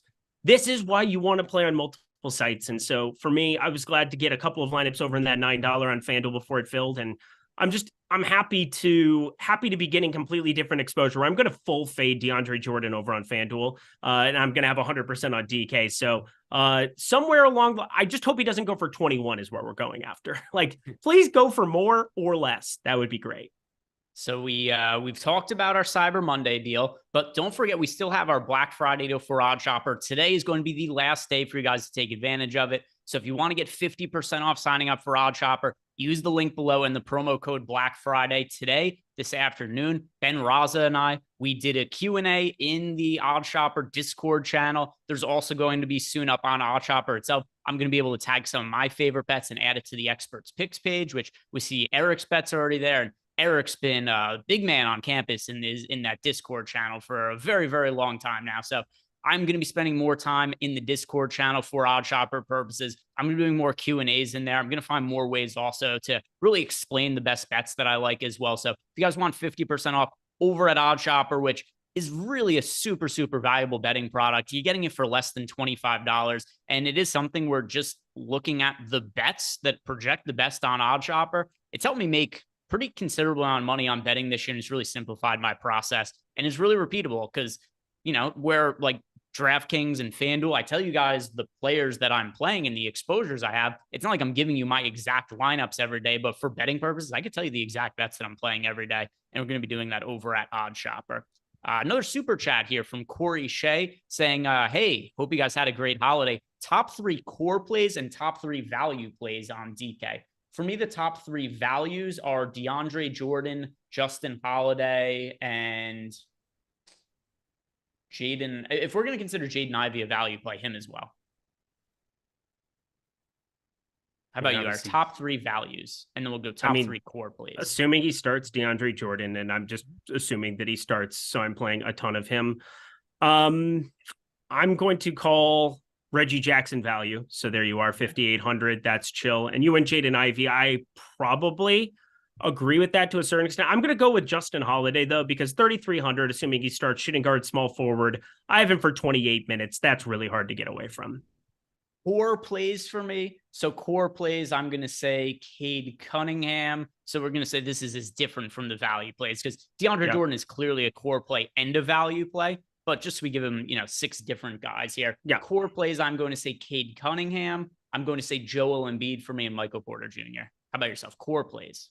Core plays, I'm going to go Tyrese Halliburton, Anthony Davis, Jalen Duren as guys that I'm just rotating around with 2 centers. And then for FanDuel specifically, playing Jalen Duren, Joel Embiid on FanDuel. All right, so now let's hit on the rest of the Discord questions that are here. And if you guys haven't done yet, like the video, subscribe to the YouTube channel right after us. we're going to have NFL live before lock. So we're going to have the guys breaking down the Monday night football game. We got Eric's Minnesota Vikings taking on the Bears, Chicago. So stick around for NFL live before lock right after us. But Einsteinium, with this being the last game, I assume he didn't say the game. I assume he means Denver. With Denver being the last game, how do you go about building lineups tonight? Is there any value from the earlier games that you feel comfortable playing? Yeah. So if we go ahead and look at the 7 o'clock games, the cheap guys that I am getting to, let's see. If we're considering him cheap, I mean, Jaden Ivey is a cheap guy that I like getting to. Max Christie, I have some exposure to. But I mean, nothing comparable to what I'm getting to from Denver or anything like that. No, I mean, yeah, you got that. Next question that we have here is from IC50. Everything that 4 Nuggets is optimal or won't know until the lineup is out. I have more lineups with 3 Denver Nuggets than I do with 4. So if you're just building one lineup and trying to say like, hey, what's optimal? I'm going to tell you 3 Nuggets. Yep, I'm right there with you. I think people are going to maybe go a little too thin, might be one way of looking at it. But I was talking earlier. I mean, I have lineups with 5, so it is what it is. Next question is from The Process. He said he needs a forward for $6,900 and under in a small field DK high stakes. So it is a forward for $6,900. That is Tobias Harris for me. Interesting. Yeah, I mean, this Philly Lakers game is, I think, a very intriguing one for tournaments. It's just, it obviously has fallen down in terms of priority for some of the value pieces, but like, I still like getting to Max Christie. I still like getting to Tobias Harris at like 6,900 as a differentiating piece. I like getting to Austin Reeves, although I think he ends up getting more popular just than what I'm probably wanting to get over the field on. We've got him for 18.8%. Maybe that's about appropriate. If that were to be the case, I'd be just fine being over the field on that. But he looks as though he could get jammed here. So it's going to be tough to really know exactly where the ownership's going to be lying here. So I'm probably with, I like the Tobias Harris call as kind of a differentiator. The problem also, 6,900 is, so at one point it seems like I've made some bold call, but you look at the options around $6,900. Your only options here are really John Collins, Azur Thompson, or Tobias Harris. So it's not like you have the greatest options in the world around this price tier. I'm going to answer Tobias Harris there when you consider what the salary is that he has left. Tim Lee says, I know projecting a blowout is not correct, but Strother or Jordan for a last man in. It's going to be DeAndre Jordan over Julian Strother for me, but Strother is my favorite contrarian Denver player to get to if you were looking to differentiate your lineup. Yeah, I think Strother, I mean, the price point, him, Peyton Watson, I bet Watson ends up a little bit more popular. Again, you can get to lots of these pieces. Again, imagine what that blowout looks like. Strother is definitely on the floor and definitely in line for some chucking. So that would be a specific lineup. I might, try to, it's a 5-game slate. You don't even have to get that cute, to be honest. We've got Iron Maiden 2 has asked us a 2v2. If you wouldn't mind pulling up the player compare tool, Jordan Klein, let's go ahead and look at this because I really do find that to be one of the easiest ways to do the 1v1 and the 2v2 comparisons, especially when we've only got a few minutes to go until lock. So we just pull that up and we really see how these players are projecting against each other. And the 2 players that he is looking for us to compare are LeBron and Jalen Duren, and then Anthony Davis and Azur Thompson. So on this one side, we got LeBron James and Jalen Duren. Other side, Jordan, Anthony Davis and Azur Thompson. Somebody said 20 lineups and I hate them all. That made me laugh because I totally look at these lineups and I'm like, what am I doing with my life? With the lineups you're playing, you mean? Yeah, I'm just looking at them and they are kind of vomit inducing. Yeah, because the players suck. But that's also part of DFS where it doesn't even really matter sometimes. Like none of us are going to come out here and say everybody that's playing DeAndre Jordan tonight thinks DeAndre Jordan is terrible. But it doesn't stop us from playing him. There's some people who are delusional and think, oh, fantasy equals reality. And that is not the case, but such is life. So very close in this 2v2. Ownership is fairly similar. The projections also kind of similar, but 52.5%. We've got the LeBron and Duren side beating out the Anthony Davis and Azur Thompson side. So that's where we're going with. Slight lean towards LeBron James and Jalen Duren in that 2v2 Iron Maiden 2. Next question, Sam Cassell Dance. He wants me to ask you, Eric, is not asking me. He wants you specifically to be asked, how do you think Jordan Poole is going to do tonight? Awful. Okay. You've heard it from me. I bet he shoots a lot. So enjoy that. I also am willing to bet that he shoots a lot today. I have on a prize picks card, I have the over 15 shot attempts for him. So that's enjoyable. That seems very low. It's a low number. Huh.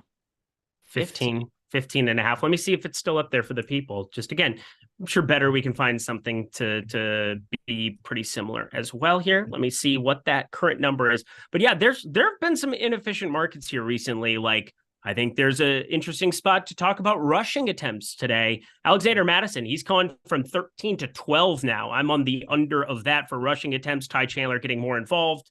And well, overall, Alexander Madison makes me want to punch things. Let's go to shot attempts here. Field goals attempted. Jordan Poole's up to 16 and a half from 15 he was earlier today. So there you go. Closing line value. Good closing line value. Can't wait for him to get hurt. That'll be fun. And if it happens before the game, it at least might get voided. But if you guys want to check out Pick'em sites, don't forget Better's sponsoring the show today. And they do offer up to a $500 bonus on the first deposit when you sign up using the link that we have below over at Better. So really, really good way to build your bankroll over there. And Kenny Wayne is asking you, Eric, Christian Brown or Austin Reeves? Who's more your flavor in terms of exotic play of the night? Christian Brown or Austin Reeves? I see what we're doing. Exotic play of the night, my God. So Christian Brown, he's kind of in no man's land. I'm very curious because I bet out of everybody outside of like Julian Strother we've talked about, he garners the least attention out of anybody here. And I think he's a tough piece to get a handle of what I think the minutes are going to be and what the usage is going to be, because he's an actual part of this rotation nonstop. And you can say that about Michael Porter Jr. or Reggie Jackson, but like there's de facto usage that's going to be going their direction. He's the one piece that if it blows out and you have too much of him, you're going to get burned. But like that's going to be displayed in the ownership here. I think 4,900, he's probably the guy that I would call out. And I'm looking at some spots where it is crazy, the projection and the ownership that we're potentially looking at for Austin Reeves. So I will go Christian Brown, exotic play of the night. Enjoy that. All right. Yeah, burned. That is what happens to any of Eric's exotic plays. They spend more than 5 minutes in the sun. There's a real trend to Eric's exotic plays of the night. And I can't believe you spent that much time answering a question that was solely asked to troll you and for no other reasons. Because fuck them. That's why. Which, hey, that, you know, it's funny. We got a follow-up right here from Sam Cassell Dance right before you said that. He tagged me in response to your Jordan Poole answer and just said, well, fuck him then. And that was responding to Jordan Poole. So you guys are on the same page. I was doing the Chappelle bit, but same thing. Hey, and Eric just might. Who's the most exotic player that's ever existed in the NBA? Scalabrini? Larry Bird? No comment, Your Honor. Gary West? Stop it. Gabe DeBusschere. He was a senator also. You think you're so funny sometimes. I absolutely do. And if you guys haven't done it yet, by the way, do us a favor, like the video, subscribe to the YouTube channel so you always know when our shows are going live, and you could always come and check them out and watch us make fun of Eric together. It's always a good time on any day of the week, but especially on Mondays. And guys, we're reaching the end of the show here. So I hope you all crush tonight. Hopefully the Denver value ends up being in our favor. And this could be a slate also. We have to use the late swap tool quite a bit if that Denver lineup doesn't end up being what we think it's going to be. So hopefully DeAndre Jordan starts. We don't have to change too much, but if it does, we got the late swap tool to help us out. And don't forget that today is the very last day to take advantage of the Black Friday deal on OddsShopper. You sign up using that promo code Black Friday, and you do get OddsShopper for less than $25 when you sign up. So guys, thank you very much for watching, and I hope you guys have a great night. Don't forget NFL Live Before Lock. That's coming up next.